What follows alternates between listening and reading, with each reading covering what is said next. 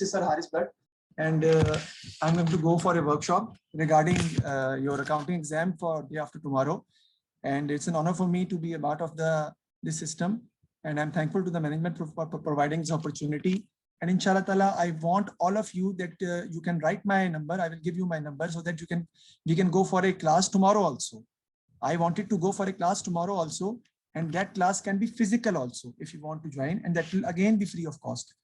So first of all, I was discussing about the paper. I was discussing about the paper which is अभी मुझे बताएं screen share हो रही है नहीं हो रही है. First of all I have to sir screen share हो रही है. सर मुझे बताएं कि मैंने स्क्रीन कैसे शेयर करनी है, क्योंकि मेरे पास जूम का तो आ ही नहीं रहा. नहीं मैं एक मिनट में दिखाता हूँ, एक सेकंड मुझे. और बच्चों की आवाज भी मुझे आनी चाहिए क्योंकि कुछ बच्चों की आवाज मैं सुनना चाह रहा था. आप देखें स्क्रीन शेयर हो रही है सर. ओके, आप जरा बच्चों का मैसेज कर दें चैट बॉक्स में.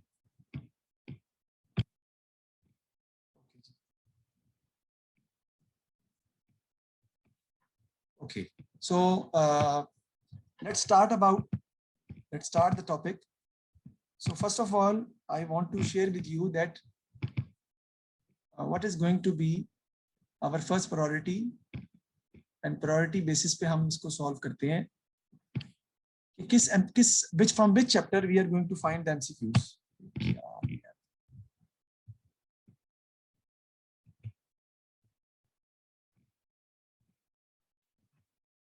So let's see.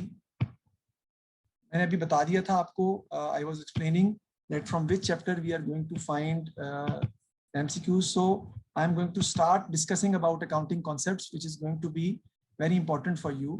So let's talk about the accounting concepts. But once again, I will just explain you that from which chapter how many MCQs you are going to find.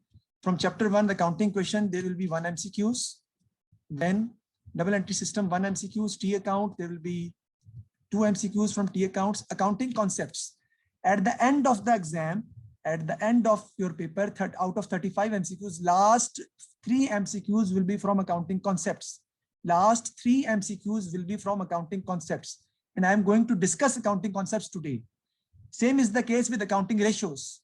4 MCQs will come from accounting ratios. Okay. I have discussed about the grade threshold with you, that 28 marks you need to get A, and for A star you need to get more than 31. There will be distinction also which is going to be announced for these exams, but that distinction will be announced in a collaborative way. For example, if Saad is getting 34 marks and another student is getting 34 marks, both will get distinction in Pakistan. So this is the way the distinction is going to be announced. So grade threshold we have discussed. Then from T accounts we have 1 question, accounting concepts and conventions, 3.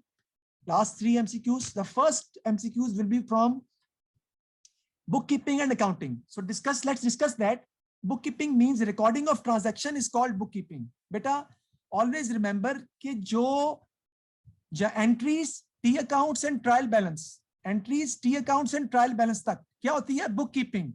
After trial balance, the preparation of income statement and balance sheet and interpreting the accounting records, that is the work of accountant. I repeat again. Recording of transaction, preparation of T accounts and trial balance extraction is called bookkeeping. And preparation of financial statement, which includes income statement and balance sheet with its interpretation, that is accounting. The first MCQs आपका किसका आएगा? Bookkeeping क्या होती है और accounting क्या होती है, right? Second MCQs आएगा आपका accounting question के हवाले से. Asset is equal to liabilities plus capital. He will change the figures and आपको accounting question के हवाले से बताना पड़ेगा. फिर एमसीक्यूज आपके पास आएंगे किसके? टी अकाउंट्स के, जैसे मैंने डिस्कस किया कैश बुक के, और बिजनेस डॉक्यूमेंट्स के एक एमसीक्यूज है, कैपिटल रेवेन्यू एक्सपेंडिचर के एक एमसीक्यूज है, बजट के 2, डेप्रिसिएशन के 2 एमसीक्यूज है. डेप्रिसिएशन के एमसीक्यूज आपके आएंगे प्रॉफिट एंड लॉस कैलकुलेट करने के.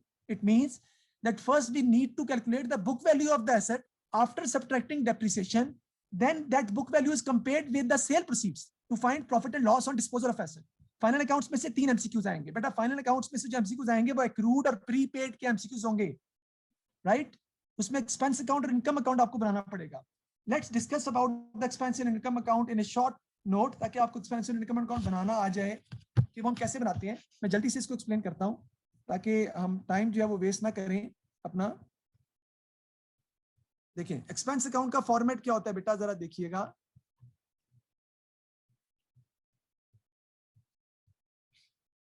इधर आपका आता है जी लेफ्ट साइड पे टॉप पे accrued brought down, that is a liability, that's why it is a credit balance. Debit पे आता है accrued carried down, that is again a closing liability, it is written on the debit side.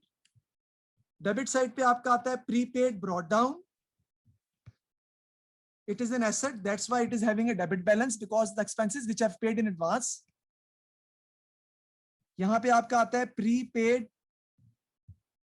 Carried down, इधर आपकी आती है cash figure जो आप पे करते हैं, और ये है income statement figure which is a balancing figure जो आपने फाइंड करनी होती है। तो ये है एक्सपेंस अकाउंट का format. You will write the amount over here here here and you will find the income statement figure. आपको फाइंड आउट जो है वो करनी पड़ेगी, income statement figure find out करनी पड़ेगी जी। ओके तो हम देखते हैं इसको दोबारा, मैं स्क्रीन शेयर दोबारा कर दूं आपसे, जस्ट ए मिनट।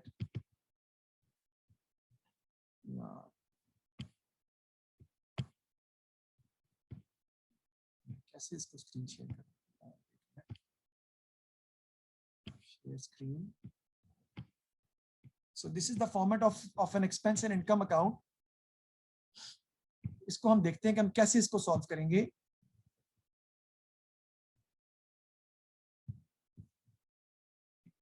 ये एक्सपेंस अकाउंट का फॉर्मेट आपके सामने दिया हुआ है, prepaid brought down, accrued brought down, accrued carried down, cash figure, income statement figure जो आप बैलेंस शीट फिगर से निकालेंगे। This is the format of expense account. Expense account के आपके दो क्वेश्चन आएंगे, एमसीक्यूज, दो एमसीक्यूज आपके पेपर में आने हैं। इसी तरह इनकम अकाउंट बनता है, जिसको हम कैसे प्रिपेयर करेंगे वो मैं आपके सामने आपको बताने जा रहा हूँ कि इनकम अकाउंट जो है वो किस तरीके से प्रिपेयर जो है वो किया जाएगा। तो उसको हम देखते हैं, इसको मैं मिटा रहा हूँ and I'll go for the income account. So let's discuss about the income account. Income account में बेटा आपका आता है इधर एक्रूड ब्रॉट डाउन डेबिट पे, इधर आपका आता है जी एक्रूड कैरिड डाउन। ये आपके एसेट हैं, एसेट का बैलेंस क्या होता है, डेबिट बैलेंस होता है। क्रेडिट साइड पे आपका आता है प्रीपेड ब्रॉट डाउन, और डेबिट साइड पे आपका इधर आ जाएगा प्रीपेड कैरिड डाउन। ये आपका इनकम अकाउंट का फॉर्मेट है। इसमें कैश फिगर किधर आती है, क्रेडिट साइड पे, क्योंकि इनकम बेटा रिसीव हो रही है आपको, तो you are getting the cash, cash debit and rent received credit. इधर आपकी आ जाएगी डेबिट साइड पर income statement figure which is a balancing figure जो आपने फाइंड करनी होगी। और मैंने आपको बताया कि दो एमसीक्यूज आपके पास आएंगे, एक एक्सपेंस अकाउंट का और एक इनकम अकाउंट का, जो कि आपको बनाने पड़ेंगे। तो लेट मी सी जी, स्क्रीन नहीं आ रही थी, मैंने अब शेयर कर दी है, तो आई will discuss with you. Okay तो ये इनकम अकाउंट का फॉर्मेट डिस्कस हो गया। नेक्स्ट चलते हैं हम आगे दोबारा अपने सामने। मैं स्क्रीन दोबारा शेयर कर देता हूँ क्योंकि मुझे लगता है कि स्क्रीन में कोई प्रॉब्लम आती है, साथ साथ मैं अगेन शेयर करता जाऊंगा। कंट्रोल अकाउंट्स के दो क्वेश्चन आएंगे, बैंक अकाउंट स्टेटमेंट का एक क्वेश्चन है, एरर्स के 2 क्वेश्चन आएंगे, सिंगल एंट्री के 2, एनपीओ के 2, मैन्युफैक्चरिंग अकाउंट के 2 क्वेश्चन, रेशियोज के 4 क्वेश्चन आएंगे, और पार्टनरशिप अकाउंट्स के 2 क्वेश्चन आएंगे, कंपनी अकाउंट्स के 2 क्वेश्चन आएंगे, इन्वेंट्री वैल्यूएशन का 1 क्वेश्चन आएगा। इन्वेंट्री वैल्यूएशन के बारे में मैं आपको बता रहा था कि वो हम कैसे रिकॉर्ड करते हैं। तो दोबारा स्क्रीन में शेयर कर लेता हूं ताकि आप लोगों को प्रॉब्लम ना हो, अगर स्क्रीन शेयर नहीं हो रही है, इसमें प्रॉब्लम आ रही है तो। इन्वेंट्री वैल्यूएशन की बात करते हैं, हम इसे कैसे करेंगे। देखिए जी, inventory is valued at cost और एनआरबी व्हिचएवर इज लेस, यानी कि इन्वेंट्री को आप कैसे वैल्यू करते हैं,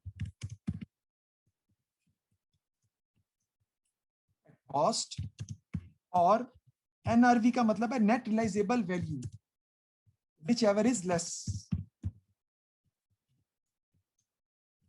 सपोज करें कि आपकी जो कॉस्ट है, सपोज करें कि आपकी जो इन्वेंट्री की कॉस्ट है वो है 1000, जबकि उसकी सवाल में जो मार्केट वैल्यू है, यानी मार्केट वैल्यू जो आपको क्वेश्चन में दी हुई है, वो आपको दी हुई है 800। आप किस पे रिकॉर्ड करेंगे जी, आप रिकॉर्ड करेंगे किसके ऊपर, 800 पे। कॉस्ट और मार्केट वैल्यू जिस दोनों में से जो कम होगी उस पे आपको रिकॉर्ड करनी है इन्वेंट्री को। अगर कॉस्ट 1000 है, मार्केट वैल्यू कम है, तो आपको 800 पे रिकॉर्ड करनी है रादर देन 1000। ठीक है जी।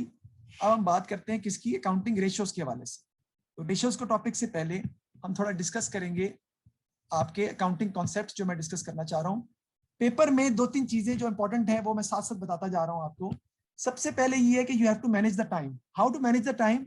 After every 10 MCQs you have to see that how much time have passed. If you have seen that time have passed more than your MCQs, yani in 10 minutes you should have done at least 10 MCQs should have been done. अगर नहीं हुए तो आपको time को manage करना है। दूसरी बात ये कि आपको ये देखना है, कुछ एमसीक्यूज होते हैं जो थ्योरेटिकल नेचर की होते हैं, उसके अंदर आपका न्यूमेरिकल क्वेश्चंस नहीं होते, सो कैलकुलेशन नहीं होते, कैलकुलेशन की रिक्वायरमेंट नहीं होती। That can be handled less than 1 minute, may be you are able to do that in 30-10 seconds, but some questions will take more time, in which you have to solve it numerically. For example, ratios. The question which has come from ratios will take more time. So don't worry about that. If a question is taking more time, go for it. Secondly, you have to admit the bubble sheet. You have to circle the bubble sheet right after doing the MCQs. If you are very much, clear about the MCQs that you have done right.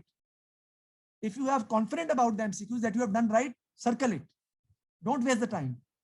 But it will be done after 1 hour. Maybe you have done 25 MCQs, and if you have some kind of confusion in one MCQs, go write a star on that, so that after completion the paper you can go for that MCQs again, right? You can see that MCQs and you can probe into that MCQs again for the particular time period. So what you are supposed to do, write an A star on that MCQs which you are finding it tedious or in which you are not confident, so that you can do it again after completing the whole paper. Don't waste your time in one MCQs. Complete the paper and then come again. It will help you that way, that maybe something which is not coming into your mind, when you will come for the second time, maybe you are able to handle it that time easily. 5 MCQs ऐसे होंगे जो नए होंगे. 20 MCQs will repeat again. 20 MCQs will be repeated again, and 5 MCQs will be very new. And almost 10 MCQs will be of, average weightage, average complexity. 20 MCQs will be repeated. So you are supposed to solve MCQs from 2010 to 2020, and 5-year IGCSE MCQs are also needed. IGCSE 0452. Why, sir? Because your O-level 7707 and 0452 has now merged. You are going to have the same paper which is going to come in IGCSE. So you need to do the IGCSE MCQs also. So how to do that? From 2016 to 2019. From 2016 to 2019 आपने IGCSE के MCQs करने हैं लाजमी, ताकि आपको problem ना हो और आप इजीली सॉल्व कर सकें. Let's talk about the accounting concepts, जो कि सबसे इंपॉर्टेंट टॉपिक है आपका, जो कि मैंने आपको बताना था कि हम इसको सॉल्व करने जा रहे हैं. तो हम थोड़ा सा इसको मैं समझाता हूं कैसे इसको देखेंगे. सबसे पहला कॉन्सेप्ट जो आपका आता है accounting concept, that is your business entity concept. If you just look at the screen, you will see that there is a person who is sitting behind the wall. This person who is sitting behind the wall is the owner. And owner is basically, he is afraid of this, that what we are going to do with this money. Why, sir? Because accounting says that business is separate from the owner. Business alag hai, karobar ka malik alag hai. We are business, not the owner. In accounting, business is an artificial person other than the owner. So we are business, not the owner. We treat ourselves as a business. So business is separate from the owner. The person who is looking towards you people from behind the wall, that is the owner. And he has invested his capital in the business. And who we are business. So business is separate from the owner. And in accounting, we are business, not the owner. सबसे पहला concept जो accounting का आपने समझा, वो क्या समझा है? वो ये है बेटा कि we are business, not the owner. और इन अकाउंटिंग में हमने बिजनेस के पॉइंट ऑफ व्यू से हर चीज को देखना होता है, not from the owners point of view. And that is why drawings is subtracted from capital. Drawings is subtracted from capital on the same concept, which is business entity, because business is of the view that if the owner is going to withdraw money for his personal use, that is not a business expense. It needs to be subtracted from the capital, because the amount which owner has invested in the business, that is capital. So the drawing will be subtracted from capital rather than treating it as an expense for the business. तो हम उसे expense बना लेंगे, हम उसे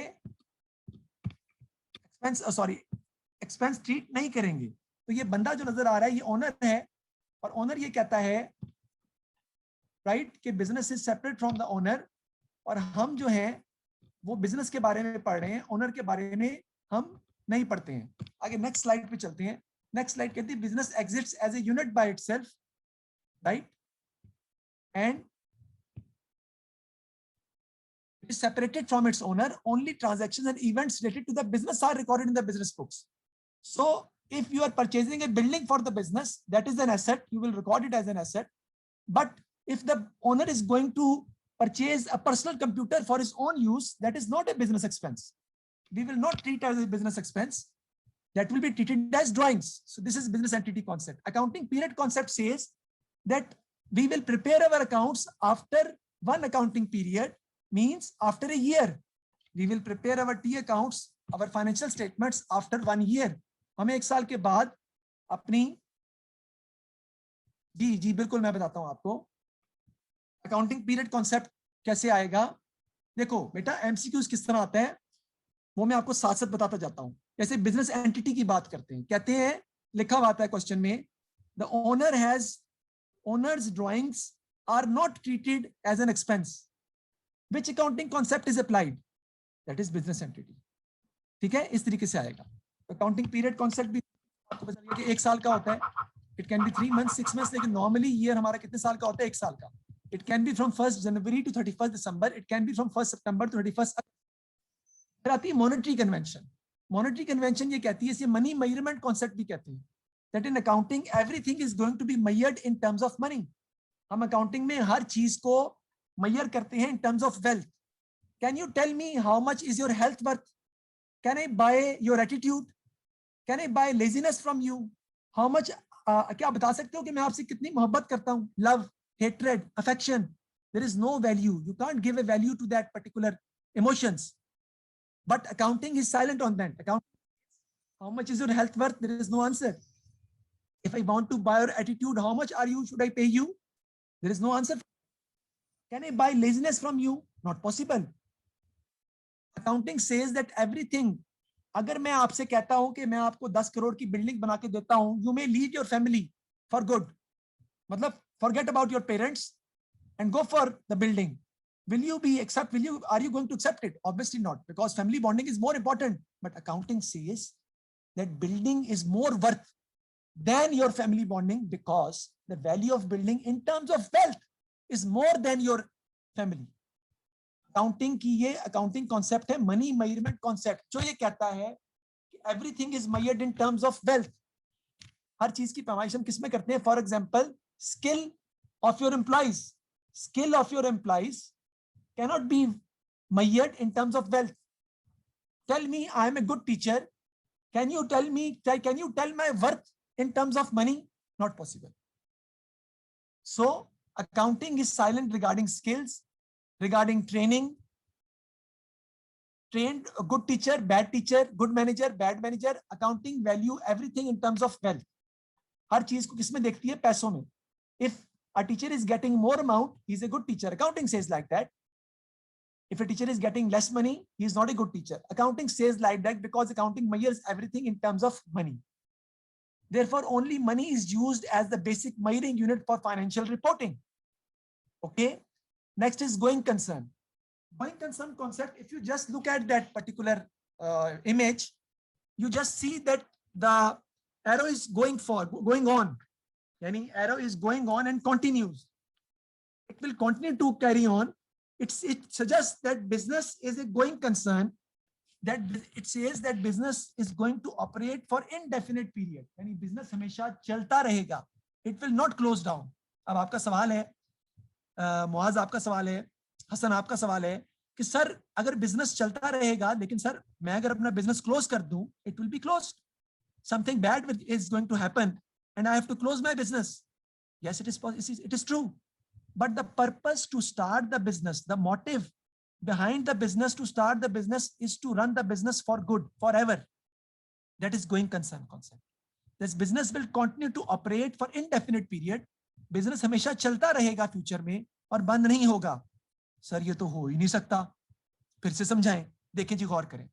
Closing inventory is the stock which is left with us at the end of the year. क्या वो जाया हो जाता है? Do you think it is going to waste? No, it will be used in the next year according to going concern, because we believe that business will continue to operate in the next year. It will not close down. Trade receivables at the end will become the trade receivables at the start of the next year according to going concern, because we believe that business will continue to operate in the next year also. Trade payables at the end. Who is to our trade payables? Those people to whom the money is owed by us, जिनको हमने पैसे अदा करने हैं.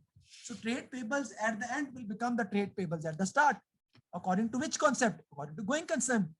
Because trade payables knows that business will continue to operate in the next year and they will get their payment in the next year. Imagine you just set up a new company. Do you think you want to sell off your company business next year? बेटा, अगर आपको पहले साल business में loss भी हो रहा हो तब भी आप बिजनेस को चलाओगे, because you believe that business should continue and this loss can be converted into profit in the next year or in the next year. So accounting concept says that business entity will continue to operate and it will not close down. चलता रहेगा business आपका. ये है आपका going concern concept. ठीक है जी, next चलते हैं. किसी को प्रॉब्लम है तो वो चैट बॉक्स में लिख सकता है मुझे. नेक्स्ट देखते हैं. नेक्स्ट कॉन्सेप्ट है जी आपका, it is called historical cost concept. Historical cost concept says that all non-current assets are always recorded at their original cost price. Non-current assets are always recorded at their original cost price, the price at which they are purchased for the first time. You just जी वो मेरे बेटा, we have time, don't worry. I will open the MCQs, all the MCQs, and we will go for the solution of a particular paper also. Don't worry. Paper, we will solve one of the paper and you will be able to understand. I'm going to solve the paper in front of you. Don't worry. Okay, next. Historical cost concept क्या कहता है कि all non-current assets are valued at their original cost price, the price at which they are purchased for the first time. जिस price पर आपने खरीदा है उस पर रिकॉर्ड करेंगे हमेशा, राइट? उस पर रिकॉर्ड किया जाएगा. हिस्टोरिकल कॉस्ट कॉन्सेप्ट ये कहते हैं. वजह, because market value fluctuates all the time. Market value कभी स्टैग्नेंट नहीं रहती, it will fluctuate all the time. That's why we will record all non current assets at their original cost price. For example देखिए, world trade centre पर हमला हुआ था before 9/11, the prices were going up, but after the aeroplane hits the target, the world trade prices suddenly goes down. That is because of the reason that market value fluctuates all the time. जब ये पता चला कि market जो है वो खराब हो गई है, तो आपकी प्रॉपर्टी की प्राइसेस ने क्या करना शुरू कर दिया? They started going decrease, but we are not concerned with the market prices. Accounting says that market price will not be considered. You will value the non-current assets at their original cost price, the price at which they are purchased for the first time. So market prices changes all the time. Therefore, all transactions, assets of a business entity are recorded at their original cost price. जितने पैसे पे किए हैं आपने first time, जितने पैसे आपने पे किए हैं उस पर रिकॉर्ड करेंगे. इसी तरह देखिए एक और पॉइंट आपको बताता हूं. बेटा, non current assets are basically purchased not for resale purpose. They are used for unknown future. They are used for long period of time, for more than 1 year. That's why they should be valued at cost. देखो, जिस चीज को बेचना ही नहीं है उसकी market value को क्यों कंसीडर करें? जिस चीज को सेल ही नहीं करना उसकी मार्केट वैल्यू को क्यों देखें? तो अकाउंटिंग कहती है कि एसेट्स को, नॉन करंट एसेट्स को आप खरीदते हैं ताकि अपने पास रखें, बेचने के लिए नहीं होते, लिहाजा उनको हमेशा कॉस्ट प्राइस पर रिकॉर्ड करते हैं. That is historical cost concept. Let's move forward about the remaining concepts. इंशाल्लाह I will discuss it with you with the passage of time. तो हम आगे चलते हैं रिमेनिंग अकाउंटिंग कॉन्सेप्ट्स के लिए. आप लोग इसकी पिक्चर लेंगे ताकि आपके पास मौजूद हो, और कल की क्लास में हम इसके अलावा भी डिस्कस करेंगे. मैं आपको अपना नंबर भी शेयर कर देता हूं. आप मेरा नंबर जो है मैं लिख देता हूँ चैट बॉक्स में, ताकि आप लोग मुझे मैसेज कर दें, मैं आपको रिकॉर्डेड लेक्चर्स भेज दूंगा which will help you a lot, यानी मेल कर दूंगा जो कि इंपॉर्टेंट आपके पेपर में है। तो नंबर मैंने आपको ये जा क्यों नहीं रहा, तो मैंने दिया है, तो आप सुन ही लें फिर, क्योंकि मैसेज जो है वो फॉरवर्ड नहीं हो रहा। 0333 जी 0333 471 2897 0333 471 let me write over here 0333 471 2897। the second is दोनों व्हाट्सएप में है 0321 946 1138। मैं एक I am going to go for a session 0321 946 1138. Sir Haris is my name. I am going to go for a session tomorrow, which is a marathon session for 6 hours. And those 6 hours will be physical classes. Anybody can come in that physical class free of cost. You can contact me on these numbers regarding that particular class. It will be marathon class tomorrow. Okay. Next concept which we are going to discuss. मैं फिर screen share कर देता हूँ क्योंकि screen share में problem आ रही है। ये मैंने शेयर कर दिया आपके सामने। Matching concept. बेटा matching concept, match making, you have listened about that कि मैच मेकिंग क्या होती है। Matching concept says that expenses of a particular period should be compared with the income of the same period to find profit and loss of the business. ये accounting concepts की small definitions हैं जो मैंने खुद बनाई हैं, तो इसकी आप पिक्चर ले लें ताकि आप इनको याद कर सकें। तो इसकी पिक्चर ले लें ताकि आप बाद में इसको याद कर सकें, so that you can memorize it. अगर आपने ये याद कर लिए तो आपके लास्ट 3 MCQs सही हो जाएंगे, मैं गारंटी देता हूं। Your last 3 MCQs will be correct if you are able to memorize these definitions. And these definitions is hardly of 1 page. इसको memorize कर ले, साथ साथ मैं बता भी रहा हूं। Expenses should be matched with the income of the same period to find profit and loss of the business. That is called matching concept. हम income statement is prepared on matching concept बेटा।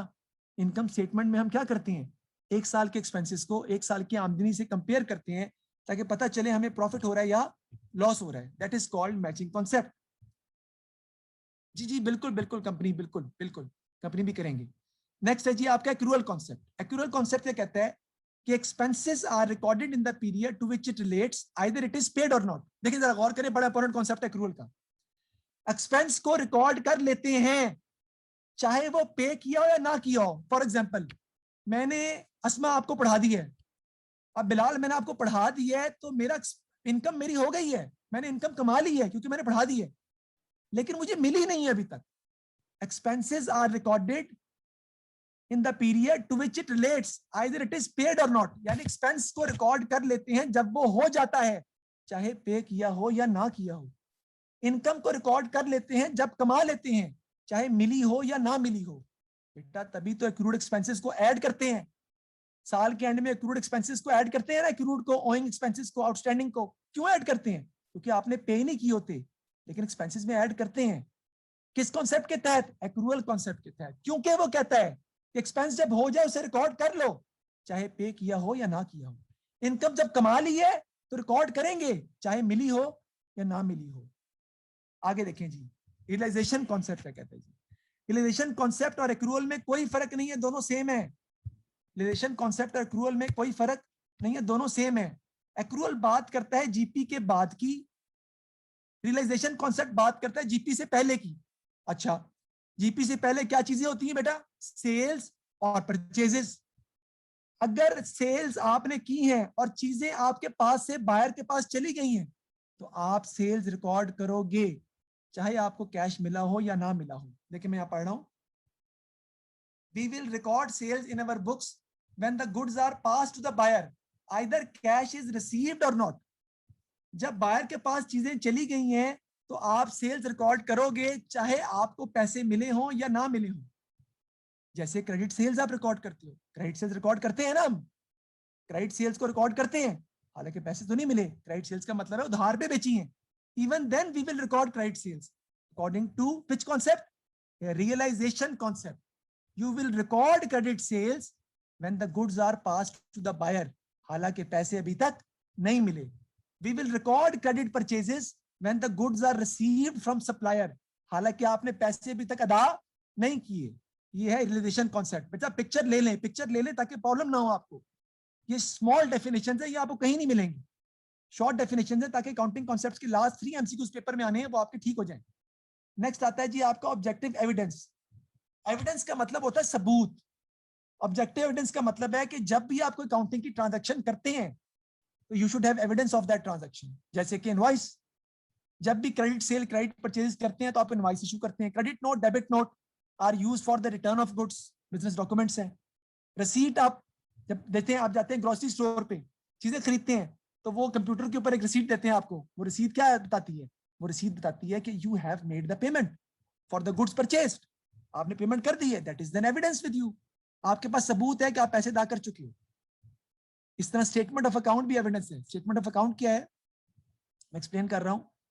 It is T account of trade receivable for a particular month relating to all transactions for a particular month and showing the balance due from him। यानी अपने customer का T account एक महीने की तमाम transaction उसमें record करते हैं आप। साथ में ये भी पता चलता है आपको कि साल के महीने के एंड पे आपने उससे कितने पैसे लेने हैं। That is known as statement of account. ये भी बिजनेस डॉक्यूमेंट होता है। ठीक है जी। तो ये ऑब्जेक्टिव एविडेंस के तौर पे सब के सब यूज होते हैं। यस। नेक्स्ट देखते हैं जी हम कंसिस्टेंसी कॉन्सेप्ट। बड़ा ही आसान है बेटा।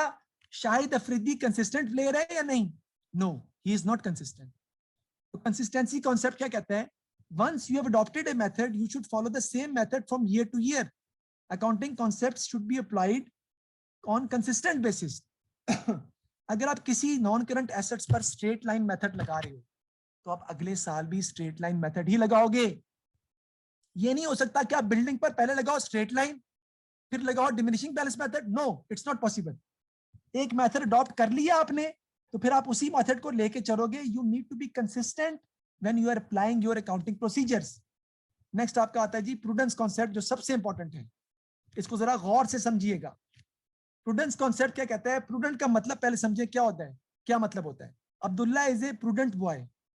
Prudent means that he used to take his position beforehand. आपको पता चला कि सर हारिस को गुस्सा आ गया है, अब मैंने नहीं बोलना। It means you are a prudent boy, it means you are a prudent girl. क्योंकि आप वक्त से पहले डिसीजन ले लेते हो। That is called prudence. So prudence concept in accounting says that assets and profits should not be overstated and liabilities and losses should not be understated। अगर आपको फ्यूचर में कोई लॉस नजर आ रहा है तो आप उसे वक्त से पहले रिकॉर्ड कर लोगे ताकि बाद में आप उसको बियर कर सको, ताकि बाद में आप उस लॉस को हैंडल कर सको, ताकि आपको उसको बाद में क्या कहते हैं प्रॉब्लम ना हो। Future expected losses should be recorded before it's occurrence. जैसे प्रोविजन फॉर डाउटफुल डेट्स है, डेप्रिसिएशन है। It says that future expected losses should be recorded before it's occurrence and future profit should be ignored. अगर आपको future में कोई loss नजर आ रहा है तो आप पहले से रिकॉर्ड कर लोगे ताकि बाद में आप उसको इजीली हैंडल कर सको, बर्दाश्त कर सको। लेकिन अगर फ्यूचर प्रॉफिट नजर आ रहा है तो उसे रिकॉर्ड नहीं करोगे। So provide for all possible losses but anticipate no profits. We are wearing a risk proof jacket to avoid any future loss. ये सब कॉन्सेप्ट है। प्रूडेंस कॉन्सेप्ट ये कहता है कि आपने जैकेट पहन ली है ताकि अगर आपको नुकसान भी हो तो आप आसानी से उसे बर्दाश्त कर सको। लास्ट कॉन्सेप्ट आपका आता है मटीरियलिटी कॉन्सेप्ट, और ये कहता है कि अकाउंटिंग में सिर्फ उन चीजों को रिकॉर्ड करते हैं which is of material value which can be, it depends on the amount involved. जितनी अमाउंट होगी उस पर डिपेंड करता है। Small assets are recorded as an expense rather than as an asset according to materiality concept. Only those transactions are recorded in the books which is of material value। Sir इसकी समझ नहीं आई, जरा गौर करें जरा दोबारा एग्जांपल से। बेटा आपने अपने स्कूल के लिए डस्टबिन खरीदी है, 20 dustbin for 20 rooms. That dustbin is a non current asset but you will treat it as an expense in which the dustbins are purchased। Why? Because the value of the asset is very small। So small assets, dustbin is a small asset, it will be recorded as an expense rather than as an asset। हालांकि वो asset है। फिर भी आपने stapler pins के डब्बे लिए, अब स्टेपलर पिन्स के डब्बे हो सकता है 1 साल से ज्यादा अरसे के लिए यूज हो, 2 साल 3 साल, लेकिन आप उसे एक्सपेंस ट्रीट करोगे। क्यों? क्योंकि उसकी अमाउंट स्मॉल है। तो small assets are recorded as an expense rather than as an assets according to materiality concept. तो ये मैंने आपको मटेरियलिटी कॉन्सेप्ट के बारे में समझाया है। अब हम इससे आगे चलते हैं, जो मैं बताना चाह रहा हूँ काउंटिंग रेशियोज के बारे में, क्योंकि काउंटिंग रेशियोज एक बहुत इंपॉर्टेंट कॉन्सेप्ट है और उसके बारे में पढ़ने के बाद हम पेपर पर डिस्कशन करेंगे, पेपर सॉल्व करेंगे। तो ये मेरी बुक है जिसके अंदर मैंने सारी चीजें रिकॉर्ड की हुई हैं। तो इसमें काउंटिंग रेशियोज 531 पेज पे है। तो मैं 531 पेज पे जाता हूँ ताकि आपको मैं उसके ऊपर हम समझ सकें काउंटिंग रेशियोज में एमसीक्यूज कैसे आते हैं, और एमसीक्यूज बताऊंगा अभी कि कैसे आते हैं। देखो, अभी एक बच्चे ने सवाल किया था सर काउंटिंग कॉन्सेप्ट्स के एमसीक्यूज कैसे आएंगे। बेटा, I swear with you, right, if you are able to memorise the definitions which I have discussed, आपका अकाउंटिंग कॉन्सेप्ट्स का एमसीक्यूज हो जाएगा। आप सब लोगों को पता है कि आपको काउंटिंग कॉन्सेप्ट्स की डेफिनेशन याद नहीं है। आपको पता है कि आपने याद नहीं की, समझ है, याद नहीं है।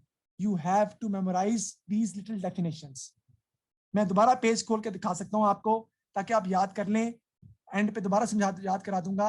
याद करेंगे तो बात बनेगी, तभी वो आपके पेपर में सॉल्व होंगे, वरना आपको तंग करेंगे। सबसे पहले काउंटिंग रेशियोज जो आपके पास आती हैं वो आपकी है जी प्रॉफिटेबिलिटी रेशियो, जिसमें पहली रेशियो हम जो पढ़ने जा रहे हैं वो return on capital employed ratio आपके सामने है। Return on capital employed ratio जी, credit note and debit note में समझाता हूं अभी थोड़ी देर में, याद रहेगा मुझे, don't worry. Return on capital employed ratio के बारे में बात करते हैं हम। इसका फॉर्मूला होता है net profit over capital employed into 100। But याद रखिएगा ये नेट प्रॉफिट है बिफोर इंटरेस्ट एंड टैक्स। ये ऑपरेटिंग प्रॉफिट की बात कर रहे हैं। यानी ऑपरेटिंग प्रॉफिट का मतलब क्या होता है मैं एक्सप्लेन कर रहा हूं। Sales less cost of sales less expenses, लेकिन इंटरेस्ट माइनस नहीं करेंगे आप। इंटरेस्ट से पहले का प्रॉफिट कहलाता है operating profit over capital employed into 100। अब जरा कैपिटल एम्प्लॉयड के फार्मूले देख लें, कैपिटल एम्प्लॉयड होता क्या है। नहीं जी, ये अगर आपने तस्वीर लेनी है तो ले लें, मैं आपको एक मिनट दे रहा हूं। पिक्चर लेनी तो ले लें जल्दी से। ओके, मेरा ख्याल है पिक्चर ले लिया आपने। अब नीचे वाले की पिक्चर्स ले लें, जो नीचे दूसरे एमसीक्यूज हैं, दूसरे कॉन्सेप्ट्स हैं। एक मिनट वेट कीजिएगा, थोड़ा शॉर्ट कर दूं उसको। जी अब ले लें इसको। जितनी डेफिनेशन मैंने बताई ये याद करके जानिए आप, क्योंकि मुझे पता है आपको याद नहीं है।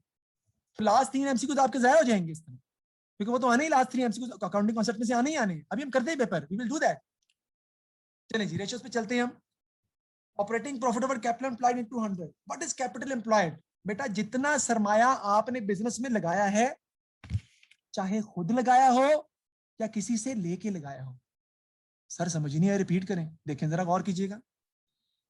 कैपिटल एम्प्लॉयड क्या होता है? जितना सरमाया बिजनेस में लगाया है। सरमाया कौन बिजनेस में लगाता है? ओनर। ओनर जो सरमाया लगाता है उसे क्या कहते हैं? कैपिटल। लेकिन क्या आप सिर्फ अपना पैसा लगाते हैं बिजनेस में? नहीं सर, लोन भी तो लेते हैं भाई, दूसरों से डेट भी तो लेके लगाते हैं, जिसे लॉन्ग टर्म लायबिलिटी कहते हैं।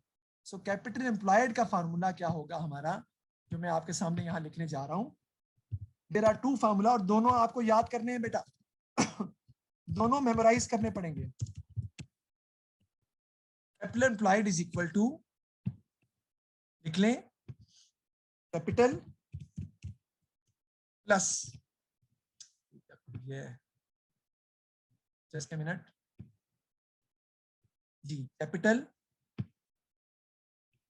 Plus non current liability. Sir non current liability क्या होती है बेटा? लोन, डिबेंचर्स, वो आते हैं इसके अंदर। एक और फॉर्मूला है इसका जी, देखें, ये सब आपको आने चाहिए। Equity, equity plus non current liability, ये भी इसका फॉर्मूला है। नेक्स्ट एक और formula, this is very important, non current assets, right, plus current assets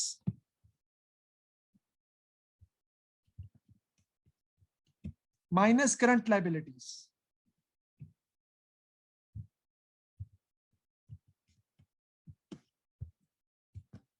बेटा ये तीनों फार्मूले याद होने चाहिए आपको। अब जरा इसको थोड़ा सा ना एक्सप्लेन करता हूं।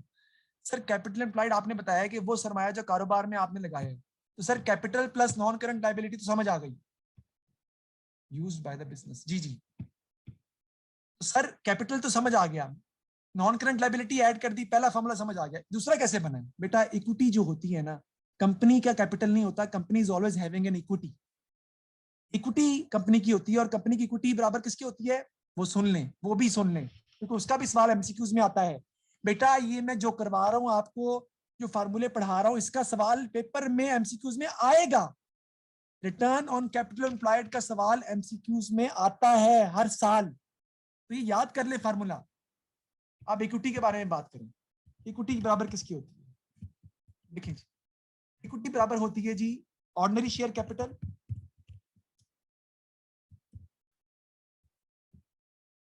कंपनी का शेयर कैपिटल होता है ना, आपको पता होना चाहिए इतना कि कंपनी का शेयर कैपिटल होता है, ठीक है जी, plus general reserves, sorry, plus general reserve, और क्या होगा इसमें? प्लस रिटेन्ड अर्निंग्स, ठीक है जी। इसमें हम क्या ऐड करेंगे जी? प्लस रिटेन्ड अर्निंग्स, ठीक है जी। तो इक्विटी का फॉर्मूला क्या है? Ordinary share capital plus general reserve plus retained earnings. तो इसका फॉर्मूला कैपिटल एम्प्लॉयड का ये भी होता है, equity plus non current liability. और एक और फॉर्मूला भी है, वो क्या है? Non current assets plus current assets minus current liabilities. बेटा आपको तीनों फॉर्मूले आने चाहिए, क्योंकि सवाल में डाटा चेंज कर देता है वो। जब डाटा चेंज कर देता है तो तीनों फॉर्मूले याद होना जरूरी है, वरना सवाल सॉल्व नहीं होगा आपका, ठीक है जी। तो जरूरी है कि आपके पास तीनों फार्मूले होने चाहिए, इट इज ए मस्ट। आगे नेक्स्ट देखते हैं जी हम, नेक्स्ट पॉइंट की तरफ। कोई प्रॉब्लम हो तो आप मुझसे मैसेज पर चैट बॉक्स में बता सकते हैं, ठीक है जी। नेक्स्ट देखते हैं जी हम, नेक्स्ट फॉर्मूला हमारा क्या बनेगा? अच्छा सर ये बताता क्या है? It tells us how much return you are getting on your investment. It tells how much return you are getting on your investment. आपने जो सरमाया लगाया उस पर कितना रिटर्न मिल रहा है आपको? That is your operating profit divided by capital employed into 100। साथ साथ तस्वीरें भी ले सकते हैं आप साथ साथ, ठीक है। लेकिन अगर आप मुझे अपने मेरे नंबर पर व्हाट्सअप करेंगे तो मैं आपको सारे फॉर्मूले भेज दूंगा वॉइस नोट के साथ। आई can send you all formulas with voice note, okay. अगर आप मेरे नंबर पर मुझे भेजेंगे तो मैं वॉइस नोट भेज दूंगा आपको, नंबर लिखे हुए आपके सामने है। ओके नेक्स्ट देखें जी। नेक्स्ट है जी ग्रॉस प्रॉफिट रेशियो, बहुत सिंपल है, जीपी ओवर सेल्स इनटू 100। ये क्या बताती है आपको कि what is the amount of gross profit in comparison to sales. Higher ratio favourable है, लो रेशियो आपकी अनफेवरेबल है। नेक्स्ट आपकी आती है नेट प्रॉफिट रेशियो, उसका फॉर्मूला क्या होता है जी? Net profit divided by sales into 100। ये क्या बताती है? Shows the efficiency of the business, how much return you are getting, right. It tells that your ability to control your expenses, कि आप अपने एक्सपेंसेस को कितना कंट्रोल कर रहे हैं। तो net profit over sales into 100। एक बच्चे ने सवाल किया मुझसे कि सर नेट प्रॉफिट क्या होता है? ठीक है जी, नेट प्रॉफिट आपका होता है बेटा sales minus cost of sales minus expenses, that is your net profit. Obviously sales minus cost of sales gross profit आएगा, माइनस एक्सपेंसेस करेंगे तो आपका नेट प्रॉफिट आएगा। आई रिपीट अगेन, कल मैंने मैराथन क्लास करनी है 5 घंटे की, बच्चे आ सकते हैं जो सीरियस हो। Please don't come to disturb the class because that will create problem for you also. So आप उसमें आप कॉन्टेक्ट कर सकते हैं मेरे साथ। नेक्स्ट देखते हैं जी इन्वेंट्री टर्नओवर रेशियो। उसका फॉर्मूला क्या है जी? Cost of good sold divide by average inventory, cost of sales divided by average inventory. Cost of sales कैसे निकालते हैं? Opening stock plus purchases minus closing stock या रिटर्न इनवर्ट आउटवर्ड माइनस करते हैं, कैरी जनरल ऐड करते हैं। Average stock कैसे निकालते हैं? Opening stock plus closing stock divide by 2। अब इसका एमसीक्यूज पेपर में आता है जो कि मैं आपको समझाने जा रहा हूं जी। वो आप मुझे बेटा जिसको लोकेशन चाहिए वो मुझे व्हाट्सअप करेगा, मैं लोकेशन भेज दूंगा, ओके। अच्छा इसका एमसीक्यूज जो पेपर में आता है जरा गौर कीजिएगा, देखें जी। किसका? भाई इन्वेंट्री टर्नओवर रेशियो का एमसीक्यूज जो पेपर में आता है उस पर गौर करें, वो मुझे समझाना पड़ेगा आपको, ये लाजमी आना है। ये जो मैं एमसीक्यूज अभी करवाने जा रहा हूं पेपर में आएगा, ठीक है जी। ये एमसीक्यूज पेपर में आएगा, मैंने बताया, मैंने ये नहीं कहा पेपर में आना है, आ सकता है, आएगा मैंने बोला है। जरा देखिएगा, गौर कीजिएगा, मैं सामने लिख रहा हूं आपकी। क्वेश्चन में बेटा ओपनिंग इन्वेंट्री दी हुई है,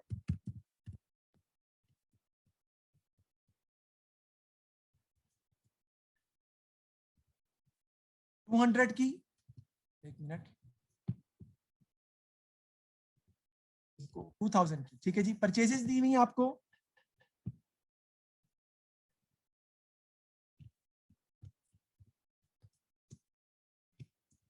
कितने की जी? 10,000। ओके, क्लोजिंग इन्वेंट्री दी हुई है जी आपको,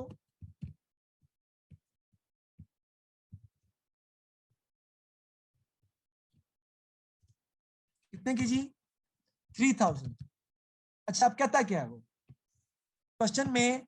आपको दी हुई है सेल्स कितने की जी?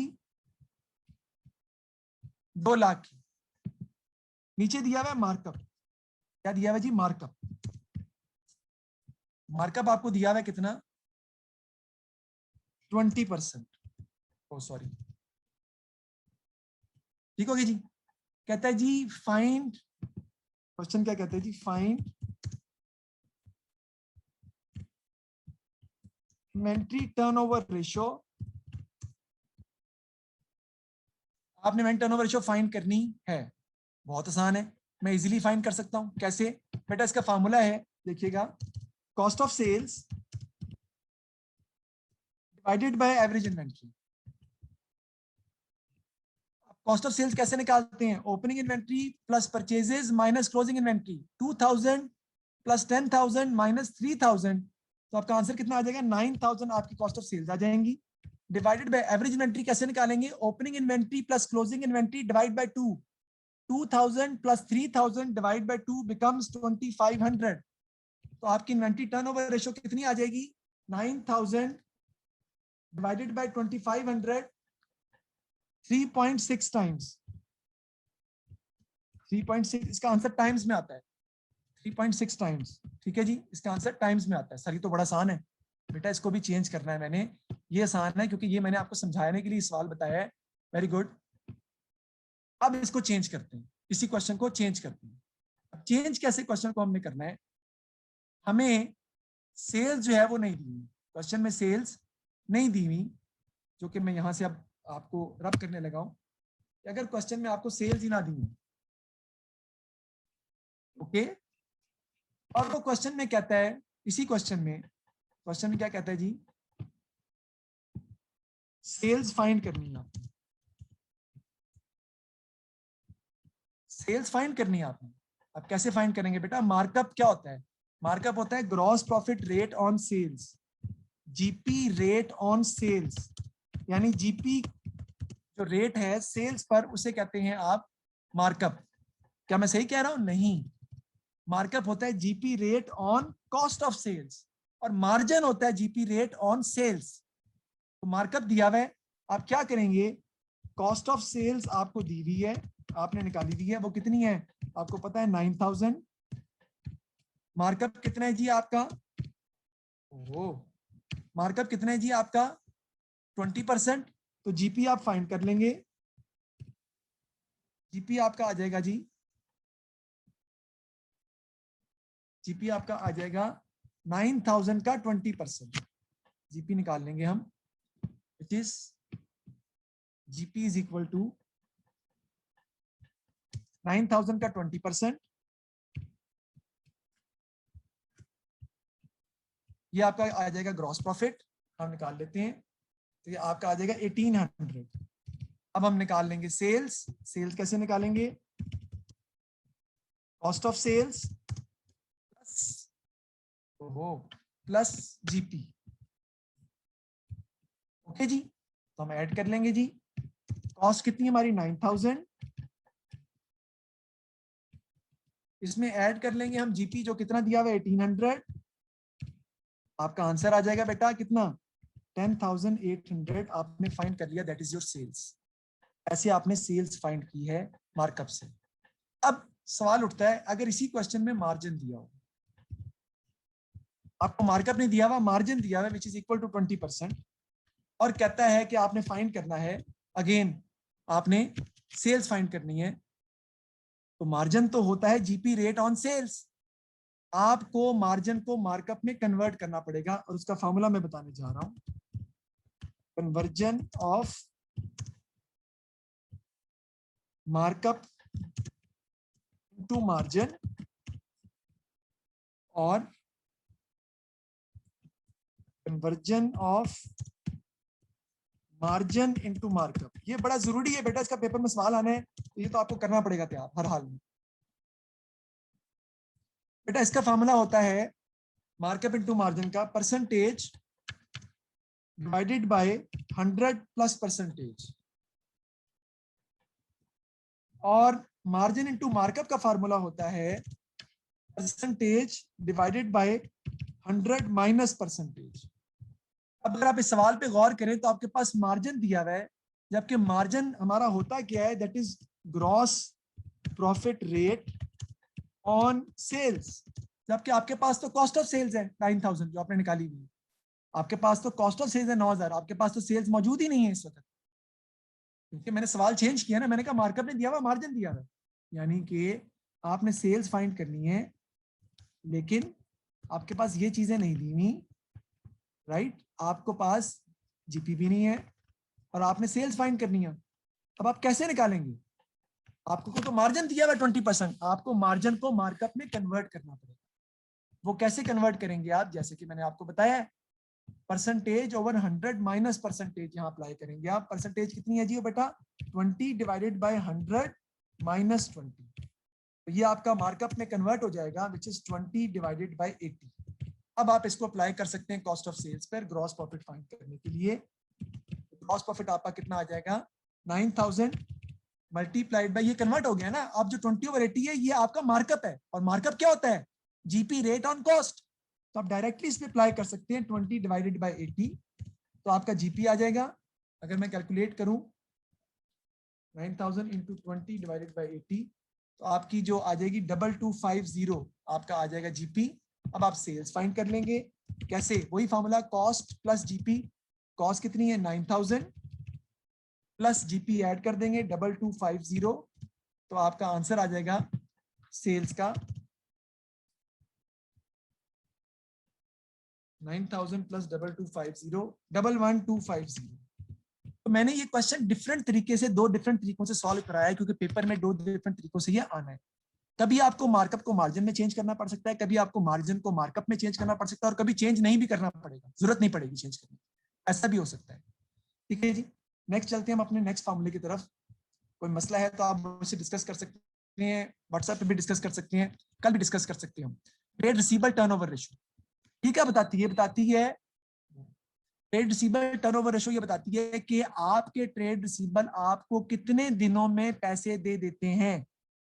ठीक है, it tells us that how quickly, in how many days you are able to collect your trade receivables. तो इसका फॉर्मूला है trade receivables over credit sales into 365। अगर उसने मंथ में आंसर मांगा हो तो 12 महीनों से मल्टीप्लाई करना पड़ेगा, लेकिन आपके कोर्स में 12 महीने नहीं है, आपने number of days in year कितने लेने, 365। क्या है, trade receivables at the end divided by credit sales. यहां बच्चे गलती करते हैं, याद रखिएगा, टोटल सेल्स नहीं आनी है, क्रेडिट सेल्स आनी है बेटा, तो क्रेडिट सेल्स इनटू 365 लेना है आपने।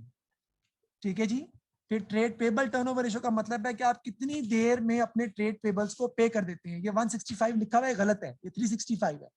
Trade payables over credit purchases into 365। Formula होता है how many days you are able to pay back your trade payables. तो trade payable over credit purchases into 365, 165 नहीं है, 365 है। नेक्स्ट देखते हैं जी, इन्वेंट्री टर्नओवर का फॉर्मूला मैंने बता दिया आपको ऑलरेडी। करंट रेशियो फॉर्मूला बता देख लेते हैं जी, current assets divided by current liabilities. Current assets में क्या आती है, इन्वेंट्री, ट्रेड रिसीवेबल्स, और क्या आता है, बैंक और कैश। करंट लायबिलिटीज में ट्रेड पेबल्स और बैंक ओवरड्राफ्ट आते हैं। लिक्विड रेशियो क्या बताती है, या क्विक रेशियो या एसिड टेस्ट रेशियो, इसका फॉर्मूला क्या होता है, करंट एसेट्स माइनस कर देते हैं इसमें से आप inventory divided by current liabilities, तो आपकी करंट रेशियो आ जाती है। हम थोड़े एमसीक्यूज की तरफ, आप यानी कि एमसीक्यूज पेपर की तरफ। तो जो पहला पेपर मैं आपको सॉल्व करवाने के लिए जा रहा हूं अभी, जिसमें हम सॉल्व करेंगे, वो पेपर है आपका कौन सा, आईजीसीएसई का, फरवरी मार्च का। You must be thinking sir ये क्या कर रहे हैं आप, बेटा आईजीसीएसई के पेपर करना जरूरी है, क्योंकि आईजीसीएसई के पेपर आने हैं। तो IGCSE is an important, will play an important role in for your exams. तो आईजीसीएसई के पेपर आपको करने पड़ेंगे, otherwise it will create problem for you. और आईजीसीएसई का क्या होता है, 0452, देखिए लिखा हुआ है मार्च 21। तो मैं ये पेपर आपके सामने सॉल्व करने जा रहा हूँ। आईजीसीएसई का 0452 12 फरवरी मार्च का वेरिएंट है, 2021 का 12। सॉल्व करते हैं इसको हम। पहला क्या है जी, a business employs a book keeper and an accountant. मैंने बता दिया था पहला एमसीक्यू किसका आएगा, बुक कीपिंग का और अकाउंटिंग का। तो बुक कीपिंग क्या होती है, recording of transaction is called book keeping till trial balance, after that we'll prepare financial statements. और उसका वो काम किसका है, अकाउंटेंट का। बेटा पेपर में 2-3 चीजें याद रखनी है आपने जाते हुए। आपने अपने किसी भी दोस्त के साथ शेयरिंग नहीं करनी। वो कहता है जी मुझे ये आता है, ये पेपर में ये आ रहा है, वो आ रहा है, whatever you know, you are the best जज। Don't be panic, go in the paper with full devotion and with full confidence. Don't worry, you are able to handle the paper. एक कोई MCQ जो बिल्कुल नहीं आता वो आप किसी दूसरे भाई से पूछ सकते हैं, लेकिन अगर बिल्कुल समझ नहीं आ रहा तो ऑब्वियसली आपको तुक्का मारना पड़ेगा, and you must go for it. Don't leave the MCQs as it is, right. Ratios के एमसीक्यूज में कैलकुलेशन होगी, they will take most of the time. तो आपको ये देखना है कि कौन से सब्जेक्टिव नेचर के जो हैं कहते हैं एमसीक्यूज हैं, ठीक है जी, जिनकी नेचर थ्योरेटिकल है, और वो कौन सी नेचर के एमसीक्यूज हैं जिनकी नेचर न्यूमेरिकल है, यानी कि जिनको सॉल्व करना पड़ेगा। तो आपने टाइम मैनेजमेंट करनी है। न्यूमेरिकल पर ज्यादा टाइम लग सकता है, लेकिन अगर एक न्यूमेरिकल बहुत ज्यादा टाइम ले रहा है तो leave it, go for the next MCQs, come back again to solve that. Because आप एक एमसीक्यूज को स्टक हो जाएंगे तो आप बाकी एमसीक्यूज बिला वजह जाया कर देंगे। तो आपने स्टक नहीं होना। 1 घंटा 15 मिनट बहुत टाइम होता है, आपके पास एंड में टाइम बच जाएगा, स्टार लगाएं उसके ऊपर, आगे चलें। फिर उसके बाद you will come again back to the, अच्छा उसके बाद होता है हिट एंड ट्रायल मेथड, आपको पता होगा। आपने ये देखना है कौन सा एमसीक्यूज, कौन सा आंसर नहीं जा रहा, उन तीनों को इरेडिकेट कर दें तो चौथा आंसर आपका ऑटोमेटिकली बन जाएगा। सो हिट एंड ट्रायल मेथड भी कहते हैं, 3-to-1 रूल भी कहते हैं, 3-to-1 रूल भी बोलते हैं इसको। जैसे कि मैं पहले एमसीक्यूज को देखता हूँ। पहले एमसीक्यूज में कहता है which task would the accountant perform, accountant कौन सा टास्क परफॉर्म करेगा। Extracting balances from the ledger accounts to produce a trial balance, no, that is done by the book keeper. मैंने बताया ट्रायल बैलेंस तक book keeper करता है। Making entries in the journal to adjust a provision for doubtful debts, preparing a monthly report that analyzes the profitability of the company, recording sales and purchase invoices in the books of prime entry। तो बेटा A B और D किसके काम है, जी बिल्कुल सही, A B और D book keeper का काम है। आंसर क्या है, सी। प्रॉफिटेबिलिटी फाइंड करना, रिपोर्ट्स बनाना, फाइनेंशियल स्टेटमेंट बनाना, वो अकाउंटेंट का टास्क है। तो 1 का आंसर है सी। नेक्स्ट मैंने बताया था अकाउंटिंग क्वेश्चन में से आएगा, एसेट लायबिलिटीज एंड कैपिटल में से। What are assets, amounts owned owed to a business, amounts owed by a business, items owned by a business। तो बेटा 2 आंसर इसके हैं, amounts owed to a business ये भी आपका आंसर है, और आइटम्स ओन्ड बाय बिजनेस ये भी आपका आंसर है। अमाउंट्स ओड बाय बिजनेस का मतलब है जो हमने पे करने हैं, amounts owed to a business का मतलब है जो हमें मिलने हैं। तो सी आंसर है इसका, yes, amounts owed to a business, yes, and items owned by business जो आपकी मलकियत है वो भी एसेट्स कहलाते हैं। तो यस, सी आंसर है, यस एंड यस, इसका आंसर है सी। रिपोर्ट का पैटर्न चेंज हुआ है यार, आप तो इंग्लिश की बात कर रहे हो, जारी बात है कल पेपर इंग्लिश का इंशाल्लाह कल। नेक्स्ट चलते हैं जी, नेक्स्ट एमसीक्यूज पे number 3। On 15 February Kalu made the following entries in his accounts. तो दरोगबा है bank discount, which transaction was being recorded, कौन सी ट्रांजैक्शन जो है वो रिकॉर्ड की जा रही है इसके अंदर, हमने ये देखना है। तो Drogba paid Kalu paid by cheque after taking a cash discount. देखिए हम अगर इसकी एंट्री पास करें तो एंट्री क्या बन रही है, मैं आपके सामने पास करके दिखाता हूँ। एंट्री बन गई है जी, डेबिट हो रहा है बैंक, डिस्काउंट अलाउड डेबिट हो रहा है, और डी क्रेडिट हो रहा है। इसका मतलब है बेटा हम पैसे रिसीव कर रहे हैं, दरोगबा क्रेडिट हो रहा है, बैंक डिस्काउंट अलाउड डेबिट हो रहा है, हम पैसे रिसीव कर रहे हैं, यानी Kalu made the following entries, तो कालू पैसे रिसीव कर रहा है। तो Drogba paid Kalu by cheque after taking a cash discount, ठीक है, ए आंसर है इसका, क्योंकि हम डिस्काउंट अलाउ कर रहे हैं, जो दरोगबा है वो डिस्काउंट रिसीव कर रहा है। तो Drogba paid Kalu by cheque after taking a cash discount, ठीक है। ट्रेड डिस्काउंट नहीं आता, ट्रेड डिस्काउंट क्या होता है, उसको हम अमाउंट एंट्री में शो ही नहीं करते, बल्कि टोटल अमाउंट में से माइनस कर देते हैं, टोटल अमाउंट में से माइनस कर देते हैं, शो नहीं करते। मैंने बताया आपको कि एमसीक्यूज के लिए 2010 से लेके 2020 तक एमसीक्यूज करने हैं आपने ओ लेवल्स के, और आईजीसीएसई के 16 से 19 तक के एमसीक्यूज भी करके जाने हैं। अगर आप ए स्टार लेना चाहते हो तो करने पड़ेंगे आपको, there is no other way out, क्योंकि आईजीसीएसई 0452 और ओ लेवल्स मर्ज हो गया आपका, आपको दोनों को साथ लेकर चलना पड़ेगा। आगे नेक्स्ट चलते हैं जी हम नेक्स्ट एमसीक्यूज की तरफ, जो कि नंबर 4 है आपका। कहते जी जिया J is a manufacturer. On 1st February, he purchased a machine costing 15,000 from Vanita. He paid 10,000 immediately with a check from his personal bank account. The balance was to be paid in June. तो बहुत ही आसान है, मैंने बताया था कि debit credit का MCQs है. मशीनरी आपकी डेबिट हो जाएगी 15,000 से, बैंक आपका क्रेडिट हो जाएगा 10,000 से, और वनीता आपका क्रेडिट हो जाएगा 5,000 से, जो कि आपका ट्रेड पेबल है, जो कि आपने भी पे करना है. तो इसका सी आंसर है machinery debit bye 15,000, bank credit by 10,000, और वनीता जो है वो क्रेडिट हो जाएगा आपका 5,000 से. याद रखिएगा साथ साथ आपने बबल शीट को भरते जाना है जो एमसीक्यूज में आप 100% श्योर हैं. बाद में आपने देखना है कि जो एमसीक्यूज नहीं आते स्टार बनाए हुए उन पर डिस्कस करना है. एक एमसीक्यूज पर स्टक नहीं होना, चलते जाना है. टाइम मैनेजमेंट बहुत जरूरी है, टाइम को साथ देखते रहना है ताकि आप पूरा पेपर को सॉल्व कर सकें ऑन टाइम. जो एमसीक्यूज क्या कहते हैं उसे न्यूमेरिकल नेचर के हैं उन पर टाइम ज्यादा लगेगा. It may take more than 2 minutes, it's fine, क्योंकि थ्योरेटिकल एमसीक्यूज 10 सेकंड में भी कहीं सॉल्व हो जाएंगे. तो आपने उसके हिसाब से चीजों को लेके चलना है. ठीक है जी, कि कौन से एमसीक्यूज किस नेचर का पेपर में जो है ना वो रिक्वायर कर रहा है. तो नेक्स्ट देखते हैं जी आगे.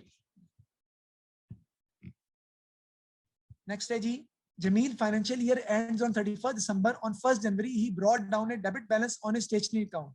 What does the balance represent? Debit balance है stationery account का, तो ये आपका asset है. ये है inventory of stationery on 1st January 2021. याद करें मैंने expense account बना के दिखाया था, तो उसमें debit पर आपका आता है prepaid brought down. ये inventory पड़ी हुई आपके पास stationery की debit side पर, जो कि आपका asset कहलाएगा, और debit side पर आपने उसको record करना है. तो डी इसका आंसर है, 5th का डी आंसर है. आगे जी, Daksha return goods to Amna, which entry did Daksha make in her books. देखिए दक्षा ने रिटर्न किए गुड्स आमना को, तो दक्षा वापस कर रहा है, वो दक्षा की बात ही कर रहा है, तो परचेज रिटर्न है.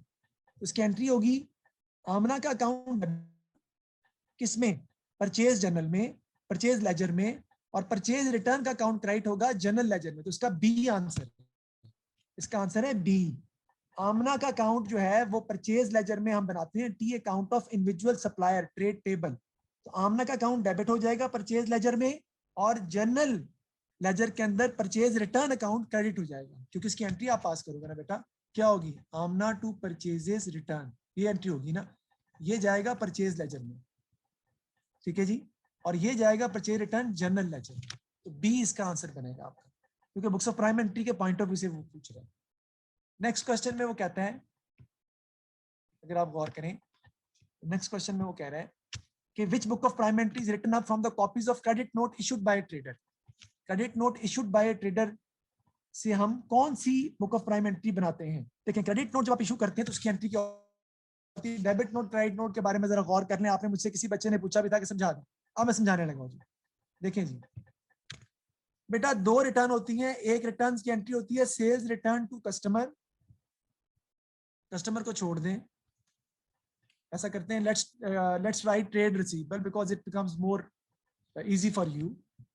And the second entry which is return is trade payable to return outward, यानी सेल रिटर्न टू क्या कहते हैं, return inward to trade receivable, या trade payable to return outward, या trade payable to purchase return. बेटा इसके अंदर आपका पर्सनल अकाउंट क्या हो रहा है, क्रेडिट हो रहा है. इसमें कौन सा नोट इशू करते हैं हम, क्रेडिट नोट, सिंपल. इसमें आपका ट्रेड जो पर्सनल अकाउंट है वो क्या हो रहा है, डेबिट हो रहा है. तो इसमें कौन सा नोट इशू करते हैं हम, डेबिट नोट. याद हो गया. अगर आप क्रेडिट नोट इशू कर रहे हैं, इसका मतलब है जो पर्सनल अकाउंट है वो क्रेडिट हो रहा है, विच इज ट्रेड रिसीवेबल. इसका मतलब है सेल्स रिटर्न हमेशा डेबिट होता है. पता है आपको कि सेल्स रिटर्न डेबिट होती है.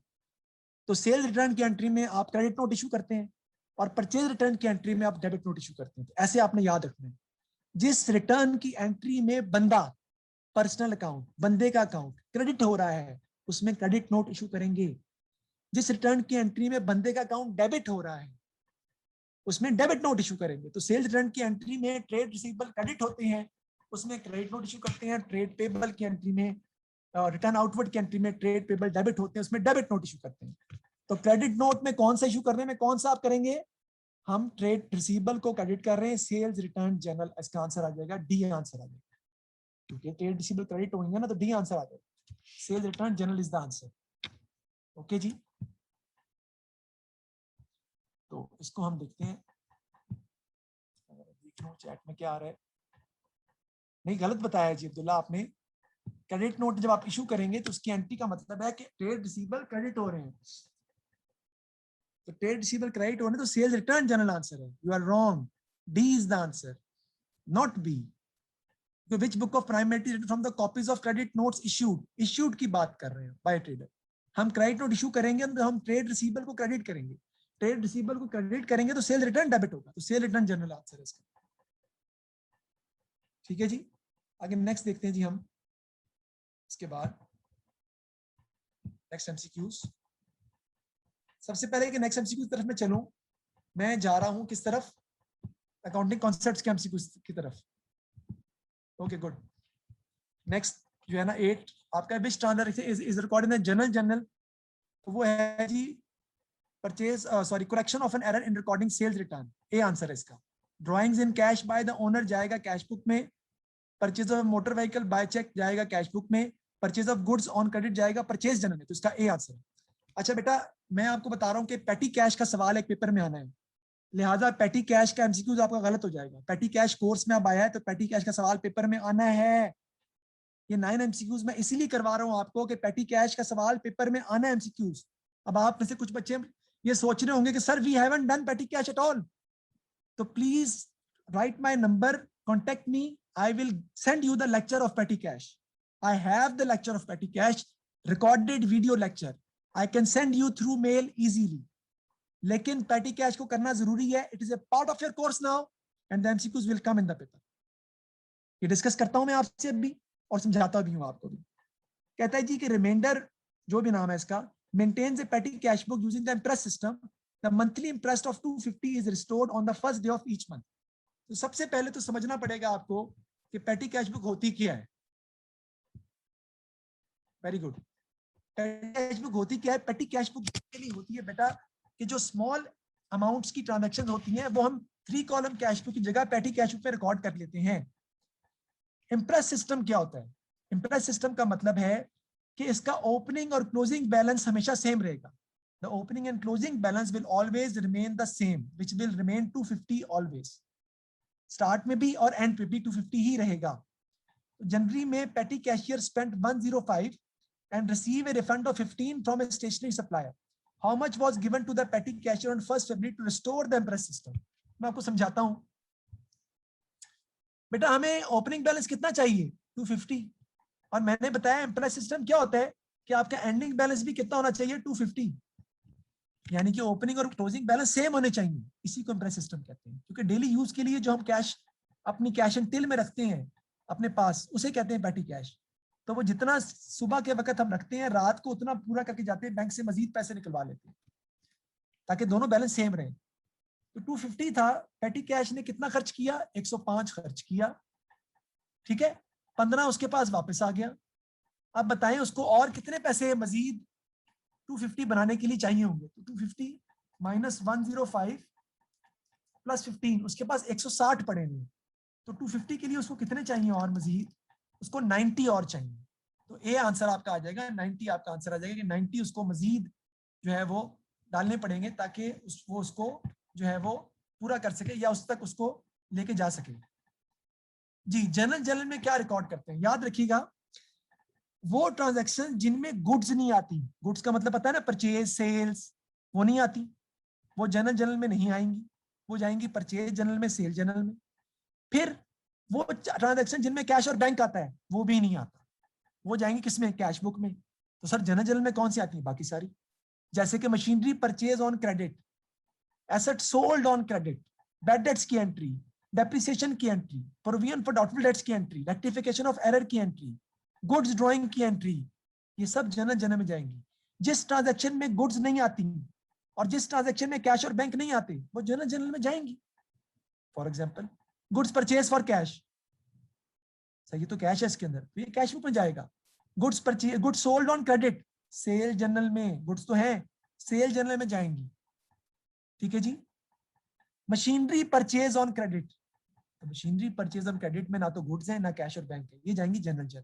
Okay, I hope you got the point. तो ए इसका आंसर है 90, इसका आंसर आएगा 250 मेरे पास पड़ा हुआ था, 105 मैंने इस्तेमाल कर दिया, 15 मजीद मैंने इस्तेमाल किया,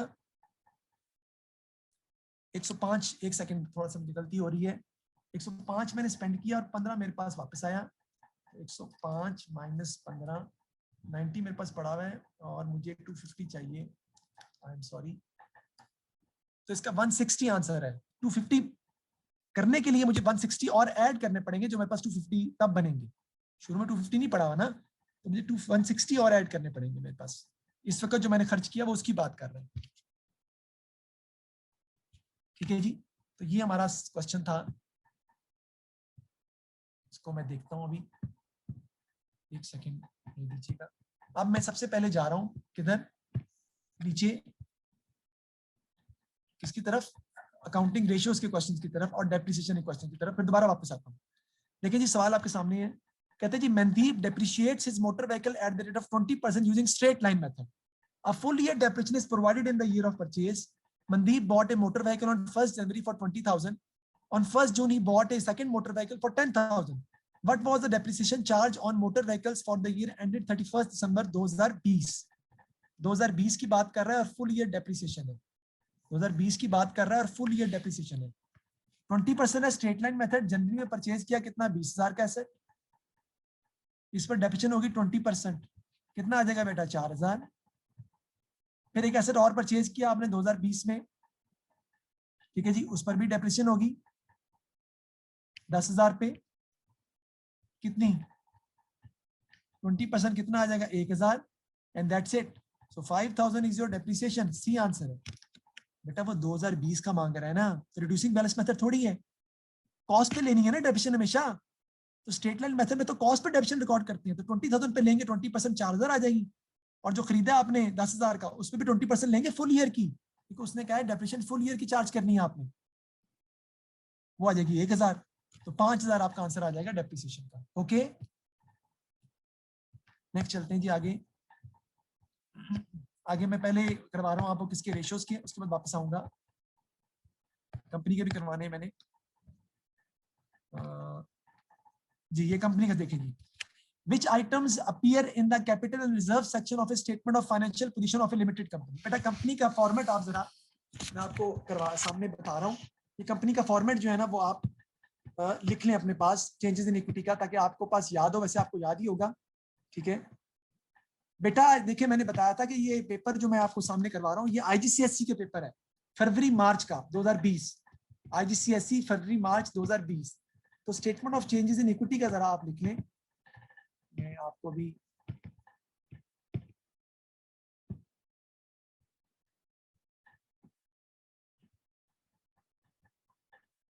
फॉर्मेट में आपको बता रहा हूं, ताकि आपको स्टेटमेंट ऑफ इक्विटी के बारे में थोड़ा आइडिया हो जाए, ताकि आपको प्रॉब्लम ना हो कंपनी के पॉइंट ऑफ व्यू से। तो कंपनी अकाउंट 712 है,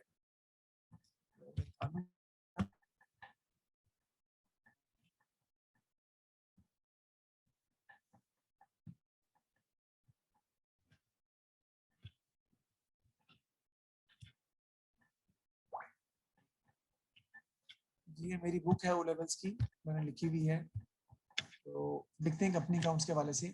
चेंज इन इक्विटी का फॉर्मेट है, वो मैं चाह रहा था कि आप उसको जो है वो लिख लें।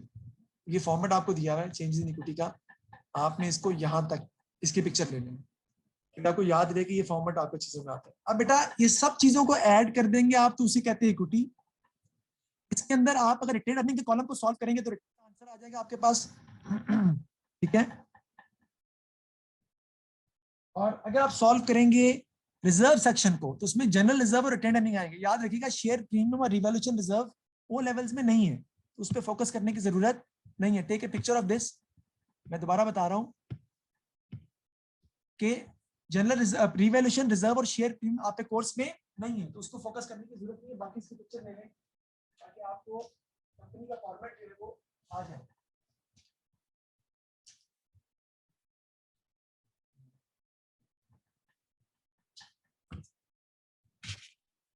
आगे देखते हैं कि आगे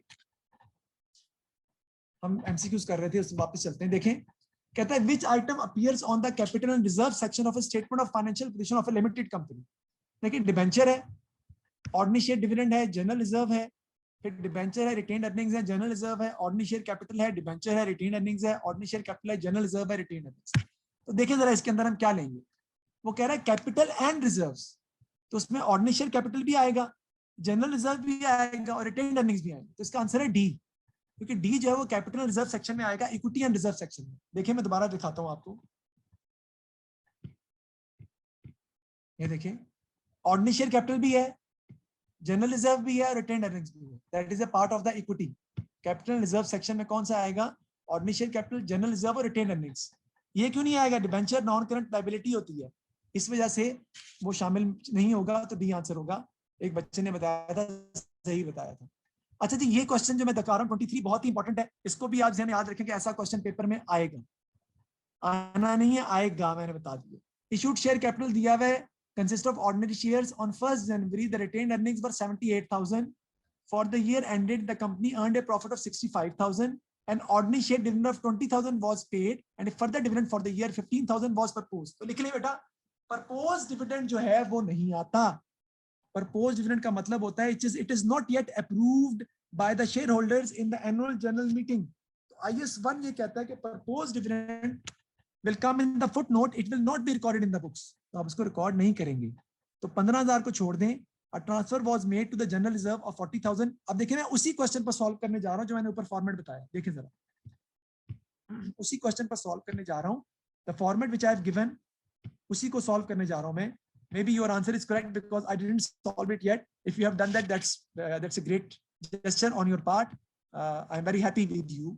देखिए रिटेन्ड अर्निंग्स हमें स्टार्ट में कितनी दी हुई, हम दोबारा जो है वो साथ साथ सॉल्व करते जाते हैं। एक मिनट मुझे जरा निकाल लेने दें। ओहो, ये मैंने क्या निकाल दिया जी। तो रिटेन्ड अर्निंग्स हमें कितने की दी हुई है? रिटेन्ड अर्निंग्स कितने की दी हुई है? 78,000। ये देखें, तो मैं लिख रहा हूं यहाँ पे, कितना आएगा इधर? 78,000। बेटा इसको सीख लें ताकि प्रॉब्लम ना करे आपको बाद में। चलो मिटा के करता हूं मैं ताकि इजीली समझ आ जाए। ये आपकी अमाउंट आ जाएगी यहाँ पे 78,000। ओके हो गया जी। आगे देखते हैं प्रॉफिट कितना है जी।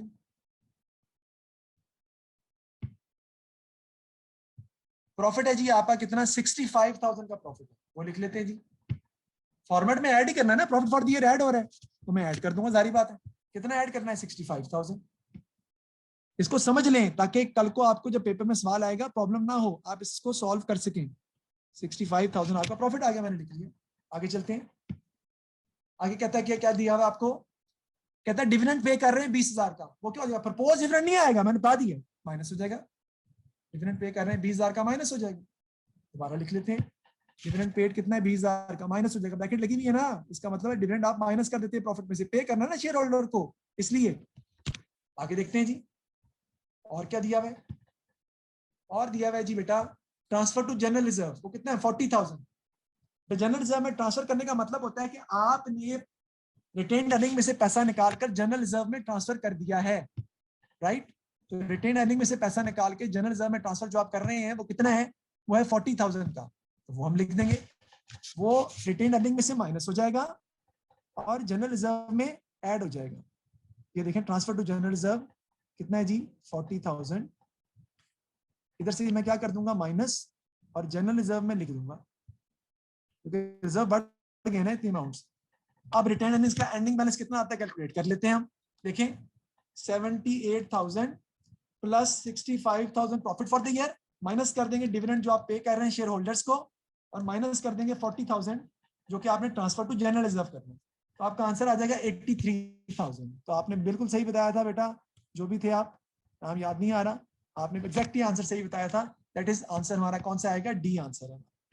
तो ये मैंने रिटेन अर्निंग्स को भी आपको समझा दी है। डी आंसर 83,000, ये भी मैंने समझा दिया। दोबारा इसकी पिक्चर लेनी ताकि फॉर्मेट भी हो और फॉर्मेट के ऊपर सॉल्यूशन भी मौजूद हो। आगे जी नेक्स्ट चलते हैं हम अपने क्वेश्चन की तरफ। इसको मिटाने लगा हूं मैं। नंबर आप नोट कर लें, मैं इसको भी मिटाने लगा हूं ताकि जो है वो थोड़ी सी स्क्रीन मेरी क्लियर हो जाए। नंबर आप नोट कर लें, नंबर आप मेरे ख्याल नोट कर ली है आपने। तो मैंने लिखे थे यहाँ पे, आई डोंट नो, इसको मैं सेव नहीं कर रहा हूँ, ये समझा दिया आपको मैंने, ये भी आपने कवर कर लिया, तो लेट मी क्लोज इट। ये काउंटिंग कॉन्सेप्ट्स हम पढ़ चुके हैं, let me close it again. बाकी चीजें आपके सामने हैं और अब हम चलते हैं आगे। देखिए जी, नेक्स्ट 22 हमने किया था, 23 भी कर लिया, 24 को मैं छोड़ता हूँ, आसान है। 25 की बात करते हैं। देखिए जी, इनकम और एक्सपेंस अकाउंट मैंने बताया था बनाना बहुत जरूरी है आपके लिए। सब्सक्रिप्शन अकाउंट बना हुआ है, subscription account is an income account regarding non profit organisation. अब ये बैलेंस ब्रॉट डाउन जो दिया हुआ है, अक्रूड ब्रॉट डाउन है। इनकम एंड एक्सपेंडिचर अकाउंट दिया और balance carried down prepaid carried down है। बैलेंस ब्रॉट डाउन है income earn but not receive, balance carried down है income received but not earn, यह है अनअर्न इनकम, यह है income received in advance. Which statement is correct? Subscription prepaid on 1st January amounted to 2,000, wrong. Subscription prepaid on 31st December amounting to 3,000, that is correct. Subscription received during the year amounted to 24,000, correct, non incorrect, क्योंकि आपको 29,000 मिली है बेटा, receive आपको 29,000 हुई है, 24,000 नहीं हुई। Subscription relating to the year ended 31st December 2020 amounted to 29,000, that is also wrong. तो आंसर क्या आपका B, Subscription prepaid on 31st December amounting to 3,000, तो ये आपका आंसर है। यानी ये जो अमाउंट दी हुई है ये बेसिकली आपकी अनअर्न्ड इनकम है, प्रीपेड इनकम है या इनकम रिसीव्ड इन एडवांस है। तो ये हमने सॉल्व किया सब्सक्रिप्शन के पॉइंट ऑफ व्यू से। इसका भी एक एमसीक्यू सब्सक्रिप्शन का लाजमी पेपर में आपके आना है। नेक्स्ट चलते हैं जी हम, ये आपको दी हुई है, which cost is indirect cost? Purchase of fabric, purchase of buttons direct है, repair to sewing machine indirect है, wages of factory supervisor indirect है, वेजेस ऑफ स्विंग मशीन भी डायरेक्ट है। तो इसका आंसर आपका क्या बनेगा? 3 and 4। 3 and 4 डायरेक्ट है, बाकी तीनों डायरेक्ट है, क्योंकि हम क्लोथिंग मैन्युफैक्चर है ना, तो क्लोथिंग मैन्युफैक्चर के हवाले से परचेज ऑफ फैब्रिक और purchase of buttons raw material है, वेजेस ऑफ स्विंग मशीन्स जो है वो डायरेक्ट लेबर कॉस्ट है, डायरेक्ट वेजेस है, रिपेयर टू स्विंग मशीन और wages of factory supervisor factory overheads है। 3 and 4 आंसर है आपका इसका। आगे देखते हैं जी हम। अच्छा, ये बड़ा इंपॉर्टेंट सवाल है, ये पेपर में आने ही आने आपके 28 एमसीक्यू जो मैंने बताया। ये क्या होता है जी? आपका बेटा फार्मूला होता है प्रॉफिट कैलकुलेट करने का, याद कर लें, मैं आपको लिखवा रहा हूं। क्लोजिंग कैपिटल, एक मिनट मुझे ओपन करने दें, वो उस पर लिखवाता हूं ताकि कोई याद हो जाए। वेरी इंपॉर्टेंट एमसीक्यू, ये पेपर में लाजमी आता है, हमेशा ही आता है। और ये क्या होता है जी? हमारा प्रॉफिट कैलकुलेट करने के लिए सिंगल एंट्री सिस्टम के अंदर, सिंगल एंट्री सिस्टम के अंदर प्रॉफिट कैलकुलेट कैसे करते हैं, उसका फार्मूला होता है हमारा, ठीक है जी, closing capital plus drawings minus opening capital. याद कर लें इसको, लिख लें इसको साथ साथ। Closing capital plus drawings minus opening capital minus fresh capital, ठीक है जी। Closing capital plus drawings minus opening capital minus fresh capital. Sir ये फ्रेश कैपिटल क्या होता है? Fresh capital means additional capital. Fresh capital means new capital. Fresh capital means extra capital, introduced capital, further capital, additional capital जो आपने कारोबार में मजीद लगाया during the year, उसे कहते हैं फ्रेश कैपिटल। अगर दिया हो तो करेंगे, वरना ये फार्मूला याद कर लें। इसको सॉल्व करते हैं हम क्वेश्चन को। सामने देखें जी, 2020 में दिए हुए non current assets, current assets और करंट लायबिलिटीज, ये किसके भी दिए हुए, यहाँ से कैपिटल फाइंड कर लेंगे। ड्रॉइंग्स कैपिटल कैसे फाइंड करेंगे? 60,000 plus 20,000 that is 80,000। I repeat again, 60,000 plus 20,000 that is 80,000 total assets minus current liabilities 15,000. Answer कितना आ जाएगा? 65,000 is the answer. So opening capital is 65,000. So opening capital is 65,000. कैसे निकाला मैंने? Non current assets plus current assets minus current liabilities. अब closing capital निकाल लेते हैं। 70,000 plus 25,000 minus 19,000 कितना आ जाएगा? 76,000 आपका आ जाएगा क्लोजिंग कैपिटल। अब फॉर्मूला पुट कर लेते हैं जी। फॉर्मूला मैंने क्या लगाया था? 76,000 क्लोजिंग कैपिटल ऐड ड्राइंग्स कितने की हैं? 5,000 माइनस ओपनिंग कैपिटल 65,000, तो आपका आंसर आ जाएगा कितना आ रहा है? 76,000 प्लस 5,000 माइनस 65,000, आंसर इज 16,000। तो डी आंसर है आपका। बेटा ये याद करना पड़ेगा आपको फार्मूला मैंने सामने लिख दिया आपके, आप उसको सॉल्व करके देख सकते हैं। आंसर यही आ रहा है जी। मैं रिपीट कर रहा हूं जी, बिल्कुल। देखें, सबसे पहले ये कि आपको फार्मूला याद होना चाहिए, तो फार्मूला देखें सामने, पहले ये लिखें। अब इसमें क्लोजिंग कैपिटल कितना आ रहा है? 76,000 is the closing capital, plus drawings कितनी है 5,000 की, एंड माइनस 65,000 आपका ओपनिंग कैपिटल है। तो आपका आंसर आ जाएगा which is your profit 16,000। Formula याद करना पड़ेगा, याद कर लेंगे तो आसानी हो जाएगी। आपके पेपर में सवाल भी लाजमी आना है। अब अगला सवाल आपका उठता है कि सर ये क्लोजिंग कैपिटल और ओपनिंग कैपिटल आपने कैसे निकाला? ड्राइंग्स तो दी नहीं क्वेश्चन 15,000 की। देखें मैं दोबारा बताता हूँ आपको। बेटा आपको ये पता होगा अदनान कि बेटा एसेट्स माइनस लायबिलिटीज करेंगे तो कैपिटल नहीं आता। तो यहाँ पे एसेट्स कौन कौन से दिए हुए? 60,000 is the asset, current assets दिए हुए। We will make the total of the non-current assets plus current assets. So the total assets are 80,000 minus current liabilities 15,000. So the opening capital is 65,000. Now we will calculate closing capital. Again, non-current assets plus current assets becomes total assets, which is 95,000, and 95,000 minus 19,000 will be your closing capital, and that is 76,000. अब formula लगाना आपने, closing capital eight drawings less opening capital, आपका answer आ जाएगा जो कि मैंने आपको यहां पर समझाया है। ओके, क्लियर है बेटा? देखिए मेरी बात सुने, you were never been in touch with me, so you have to do IGCSE papers from 16 to 19. Yes, IGCSE paper is little difficult, you may say like that, but not that difficult. Inshallah ta'ala we have time. I'm going for a marathon class for tomorrow for 6 hours, so maybe I will solve lots of MCQs during that time from 8 o'clock till night at 12 o'clock, from 8 to 12. I will share the location if you want to join. Next देखते हैं जी हम।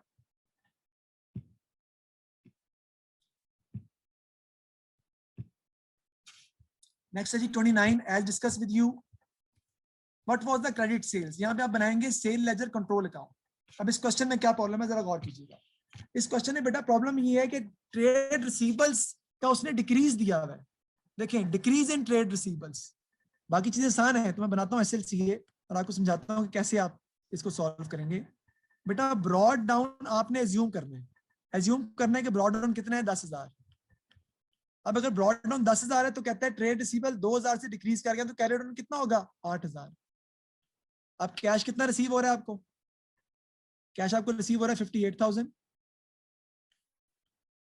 हाँ बिल्कुल सही कह रहे हो, yes brought down carried down assume करना पड़ेगा। वो सिर्फ उसने ये बताया कि ओपनिंग ब्रॉड डाउन से क्लोजिंग 2,000 कम है। आप कोई भी इमेजिनरी फिगर ले सकते हो, आंसर सही आएगा। 10,000 ओपनिंग है तो 8,000 क्लोजिंग है, 20,000 ओपनिंग है तो 18,000 क्लोजिंग है। Whatever you may take, you may go for it. Discount lot कितना है 1,200। उसके बाद सेल्स रिटर्न है, वो भी क्रेडिट साइड पे आपकी आती है कितने की 1,500। तो आपकी सेल्स आ जाएंगी इधर। कैसे फाइंड करेंगे? टोटल कर लेंगे इसका, इसमें से वो साइड माइनस कर देता हूं मैं। देखिए कैसे करूंगा, 58,000 प्लस 1,200 प्लस 1,500 और प्लस 8,000, टोटल इज 68,700 माइनस 10,000, तो आंसर आपका आ जाएगा 58,700। सी आंसर आ जाएगा। समझ आ गई ये बात की? इसमें इंपॉर्टेंट पॉइंट ये वाला था कि opening and closing trade receivables का डिफरेंस दिया हुआ है। तो ओपनिंग आपको 2,000 ज्यादा रखने पड़ेंगे, अमाउंट कोई भी इमेजिनरी ले सकते हैं, आपकी मर्जी है। नहीं ड्राइंग्स मैंने निकाली नहीं थी बेटा, ड्राइंग्स तो दी हुई थी 5,000 की, मैंने नहीं निकाली। Drawings are already given in the question, I have just used that. Drawings were given in the question, I have just used that. 5,000 की ड्राइंग्स दी हुई थी, मैंने उसको इस्तेमाल किया, सिर्फ कैलकुलेट नहीं की मैंने, वो क्वेश्चन में पहले से दी हुई थी। आगे 30 देखते हैं जी। ये देखें मैंने बताया था रिटर्न ऑन कैपिटल एम्प्लॉयड का फॉर्मूला लाजमी पेपर में आता है। क्या फॉर्मूला होता है? Profit over capital employed. लेकिन प्रॉफिट कौन सा होता है? Operating profit. तो चले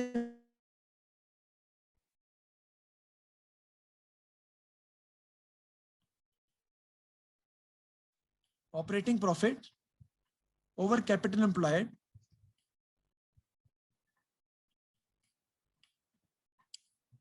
इनटू 100। अब ऑपरेटिंग प्रॉफिट होता है profit before interest and tax. अब रिटर्न ऑन कैपिटल एम्प्लॉयड की रेशियो दी हुई आपको कितनी है 12.5%। ठीक है जी, ये दी हुई है आपको। ठीक है जी, ऑपरेटिंग प्रॉफिट कितना है जी, नहीं पता। कैपिटल एम्प्लॉयड कितना है निकाल लेंगे, मैंने फॉर्मूला लिखवाया था आपको याद करें, non current assets plus current assets minus current liabilities. 1,32,000 plus 28,000 minus 12,000, तो कितना आ जाएगा, 1,48,000 will be your capital employed. ये वहां जाके मल्टीप्लाई हो जाएगा, इसका 12.5% ले लेंगे आप, तो आपके पास ऑपरेटिंग प्रॉफिट आ जाएगा 1,48,000 into 12.5 divide by 100, 18,500 is your operating profit. तो 18,500 सी आंसर आ गया। इसमें निकलता लोन इंटरेस्ट से पहले का ही है, तो लोन इंटरेस्ट से घबराना नहीं है। आपके पास जो रिटर्न ऑन कैपिटल एम्प्लॉयड के फार्मूले से बेटा प्रॉफिट निकलता है वो लोन इंटरेस्ट से पहले का ही होता है। So you have already calculated operating profit, profit before interest and tax which is your 18,500। तो मैंने कैलकुलेटर के फाइंड कर लिया है, उसके लिए आपको फार्मूला आना चाहिए, तो तभी आप उसको सॉल्व कर सकते हैं।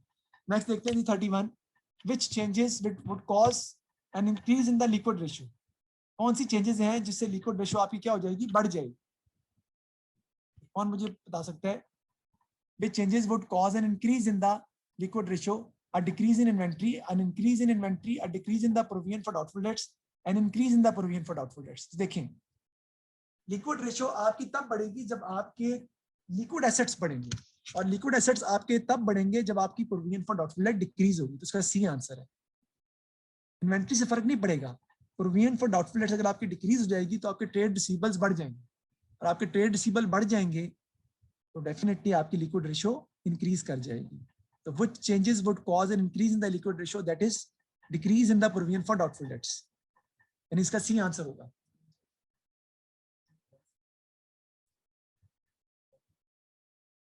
ठीक है जी, आगे नेक्स्ट देखते हैं हम। ये आपका एमसीक्यूज है जी। परचेजेस दी हुई है, कॉस्ट ऑफ सेल दी हुई है, what was the rate of inventory turnover. याद करें मैंने ये भी बताया था आपको, इन्वेंट्री टर्नओवर रेशियो का सवाल पेपर में लाजमी आएगा, and I've already discussed with you, it will come in the paper, it has to come in the paper.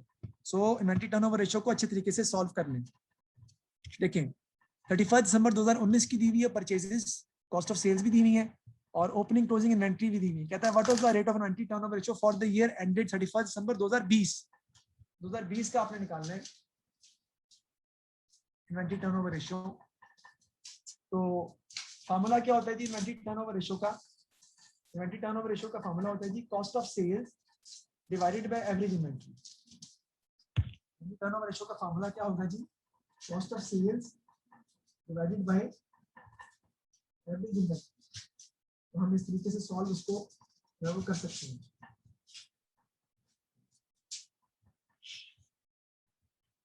ठीक है जी, हम सॉल्व करते हैं इसको, मैं आपके सामने सॉल्व करूंगा। देखें कॉस्ट ऑफ सेल्स आपको किसकी चाहिए, 2020 की, दी हुई है कितनी है, 1,20,000, तो कॉस्ट ऑफ सेल्स आ गई। डिवाइडेड बाय एवरेज इन्वेंट्री आपको किसकी चाहिए, 2020 की। 2020 की एवरेज इन्वेंट्री कैसे निकालेंगे, opening inventory which is 4,000 plus closing inventory which is 8,000 and divided bye 2, तो कितनी आ जाएगी, 6,000। फॉर्मूले में पुट कर देंगे, आंसर कितना आ जाएगा, 20 टाइम्स। तो बी आंसर है इसका। अब आपका सवाल उठता है सर आपको कैसे पता चला, बेटा 19 की जो एंड की इन्वेंट्री है, 31 दिसंबर की जो इन्वेंट्री है, क्या ये अगले साल की ओपनिंग नहीं है 2020 की? Yes, the ending inventory of 2019 will become the opening inventory of 2020. So the opening inventory is 4,000, closing inventory is 8,000 regarding 2020, divide by 2, average inventory is 6,000, cost of sales is 1,20,000, so 20 times is the answer. दो MCQs देखें कितने MCQs आए अभी तक, किसके भला, ratios के check करें, चेक करते हैं, चलें देखें, 1 30 31 32 and 33. There are 4 MCQs of accounting ratios, okay, as I discussed with you earlier. मैंने बता दिया था 4 MCQs ratios के आएंगे, तकरीबन 3 MCQs accounting concepts के आएंगे, 1 MCQs बुक कीपिंग अकाउंटिंग का आएगा, BRS का 1, कंट्रोल अकाउंट्स के 2, एरर्स के 2, ठीक है जी, कंपनी अकाउंट्स के 2, कंपनी अकाउंट्स के 2 मैंने करवाए, 2 ही आते हैं। ठीक है, तो इस हिसाब से आपने प्रिपरेशन करनी है अपनी, जो मुश्किल सॉरी जो इंपॉर्टेंट टॉपिक्स हैं उसको आपने अच्छे तरीके से सॉल्व करना है। तो विच action will improve the gross margin, वो कहता है कौन सा एक्शन जीपी रेशियो को बढ़ाएगा। कोई जवाब देना चाहे तो मुझे चैट में जवाब दे सकता है. I can wait for it. Which action will improve the gross margin?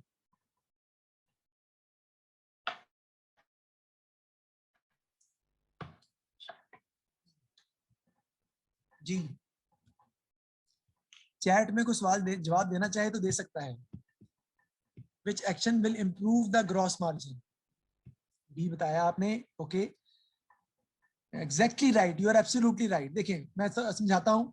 Increasing expense, बेटा एक्सपेंस का जीपी पर इफेक्ट नहीं आता. क्यों सर? आता तो है बेटा. एक्सपेंसेस जीपी के बाद आते हैं इनकम स्टेटमेंट में. याद आया? या they come after GP. Increasing selling price, that is the answer, because if the selling price will increase, sales will increase, and when sales will increase and cost of sales will remain constant, GP will increase. Reducing expenses से profit बढ़ेगा, GP नहीं बढ़ेगा. Reducing selling price से GP कम हो जाएगा. आगे जी, आगे बात करते हैं जी MCQs के हवाले से. कॉन्सेप्ट्स आप कह रहे थे ना सर कि पेपर में कैसे अकाउंटिंग कॉन्सेप्ट का सवाल आता है. देखें आसान है, आपको समझ भी आ जाएगी. Amra depreciate her non-current asset by the same rate and using the same method every year. Which group of accounting principle is she applying? कौन सा ग्रुप अप्लाई हो रहा है इसके ऊपर? कह रहा है कि नॉन करंट एसेट्स पर हम सेम रेट अप्लाई कर रहे हैं और मेथड भी सेम ले रहे हैं. यानी रेट भी 15% ले रहे हैं और मेथड भी हम एवरी ईयर का सेम ले रहे हैं. तो कौन सा ग्रुप जो है अकाउंटिंग प्रिंसिपल का अप्लाई होता है? बेटा एक तो कंसिस्टेंसी है, एक है मैचिंग और एक है प्रूडेंस. क्योंकि डेप्रिसिएशन पर मैचिंग और प्रूडेंस दोनों लगते हैं. और कंसिस्टेंसी उसने बताया है कि रेट सेम ले रहे हैं और मेथड सेम ले रहे हैं. तो ये मैचिंग, प्रूडेंस और कंसिस्टेंसी है, क्योंकि बिजनेस एंटिटीज के अंदर नहीं आता और रियलाइजेशन भी इसके अंदर नहीं आता, क्योंकि वो इस पर अप्लाई नहीं होते. ठीक है, तो कंसिस्टेंसी, मैचिंग और प्रूडेंस, सी इसका आंसर है. Let me check. किसी बच्चे ने आंसर दिया है तो let me check it out. C, yes you are right, absolutely right. Very good, because I am very clear in saying this, that most of the students who are attending this workshop, they haven't done IGCSE. Even then you are going for the answers. So I can understand that you didn't solve IGCSE, but still you are able to answer that. So hats off to you who are answering the questions. It means that you are good in accounting and you're doing good, and hopefully you will be better in the exam. आगे जी, Kamka's financial statement did not comply with the accounting principle of money measurement. What had Kamka done? उसने money measurement principle apply नहीं किया. क्या वजह हुई? Included a value for the skill of her employees, forgot to include prepaid insurance, recorded her drawings in wages and salaries, valued her inventory above original cost. तो क्या चीज उसने गलत की है जिससे आपने मनी मेजरमेंट अप्लाई जो है वो नहीं किया? ये आंसर है. Absolutely right. Included a value for the skill of an employees. बेटा आप मेरी क्वालिटी ऑफ टीचिंग की कोई वैल्यू दे सकते हैं मुझे? Do you have any weightage for the value of our skills of my teaching abilities? या मैं कल जो क्लास ले रहा हूँ फ्री ऑफ कॉस्ट आपकी, क्या आप उसकी वर्थ मुझे पैसों में बता सकते हैं? नहीं है. That is valueless, because that is for your grade, that is to get you better grades. I am not going to get anything out of it, but I am just doing it for your betterment. तो इसका मतलब है skill of employee की value पैसों में पैमाइश नहीं कर सकते. Okay, how much you love your parents? Can you tell me in figures? No. हम बच्चा कहेगा सर मैं 100 अपनी जो है ना मदर से प्यार करता हूँ. एक कहेगा 1000. इसका मतलब है इस love, affection, hatred, laziness, skills, motivation, इसकी मनी मेजरमेंट में मनी में आप पैमाइश नहीं कर सकते. तो कामका ने क्या किया है, उसने इंक्लूड कर दिया स्किल ऑफ एम्प्लॉइज को अपनी बैलेंस शीट में. तो उसने अकाउंटिंग प्रिंसिपल मनी मेजरमेंट को क्या किया? ब्रेक किया.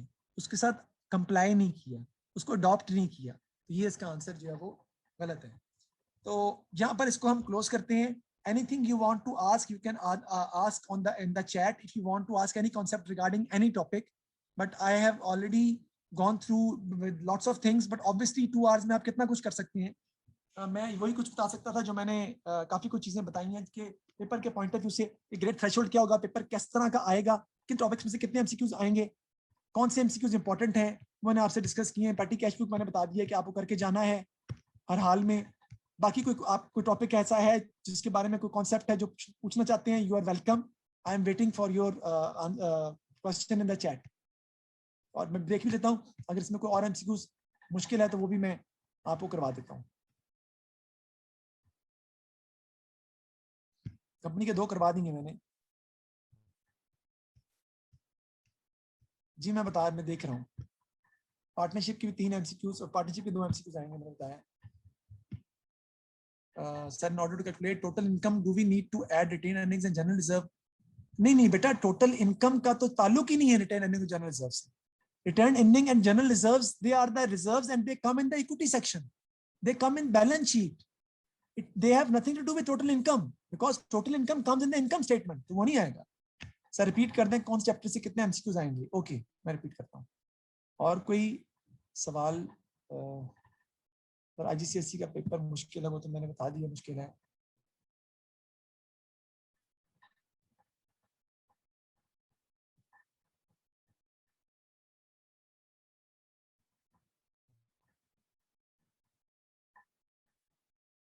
हाँ ठीक है, मार्क्स अगर आप देखो 24 अगर आप मार्क्स ले रहे हो तो 24 इज नॉट बैड। 24 मार्क्स में it may be possible that you will get, नहीं 24 आउट ऑफ 30 कह रहे हो मेरा ख्याल है। नहीं, you are getting 24 out of 35। No, you are getting 24 out of 30, तो फिर तो ठीक है ना, यू आर गेटिंग 80%, 28 आ रहे हैं ना आपके।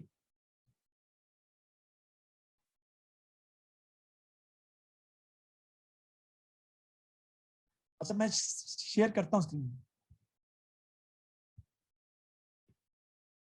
आपने चैटिंग को चैट इतनी भेज दी कि मुझे पढ़ी नहीं जा रही। Let me share the screen, एक minute.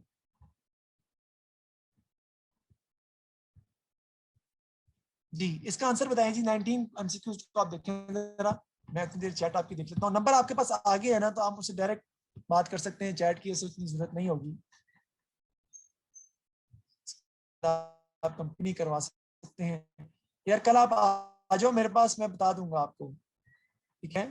That is not a big deal.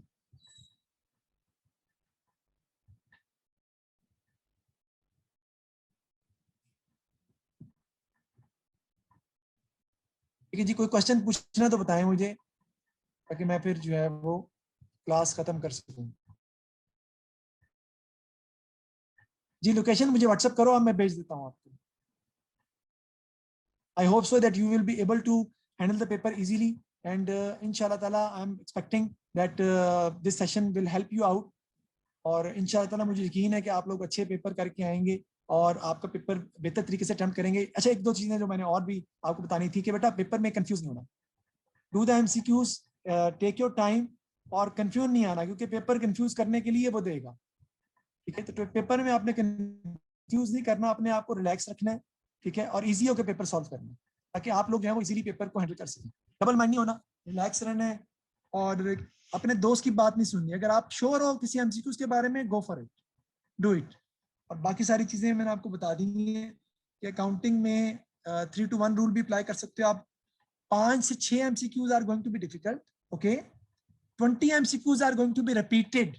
20 MCQs are going to be repeated. Yes, yes, that's true. 10 MCQs जो उसमें से होंगे वो एवरेज होंगे, वो रिपीट नहीं होंगे, हल्का सा चेंज होगा उसके अंदर। 5 नए होंगे जो आपको थोड़ा तंग करेंगे। 10 MCQs जो मैंने बताया था वो उसमें से भी आईजीसीएसई में से भी आ सकते हैं, मैंने बताया आपको।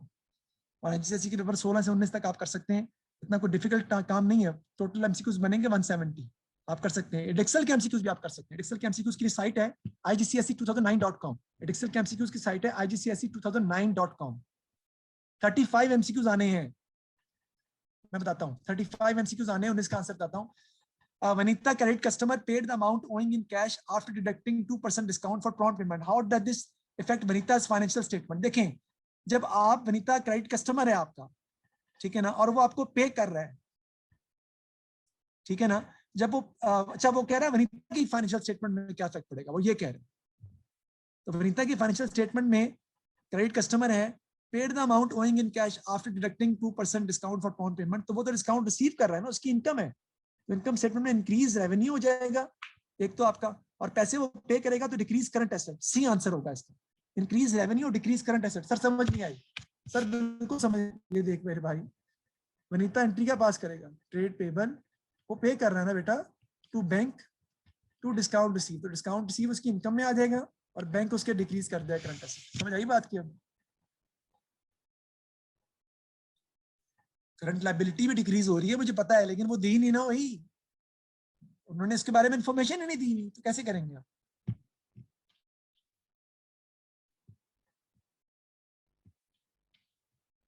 ठीक है जी, तो थैंक यू वेरी मच। इंशाल्लाह व्हाट्सएप पे आप मेरे साथ डिस्कस कर लीजिएगा, I will answer you. Thanks a lot to be with me. इंशाल्लाह God bless you, hoping that you will be able to attempt your paper in a better way। और कल के लिए इंशाल्लाह ताला hoping to see you all in the class। और कल के लिए नॉर्मली जो है वो कल का पेपर जो कल जो मैं काम कराऊंगा वो जो डिफिकल्ट एमसीक्यूज है वो हम सॉल्व करेंगे, जिसमें आईजीसीएसई के एमसीक्यूज भी होंगे। थैंक यू वेरी मच जी, टेक केयर, अल्लाह हाफिज।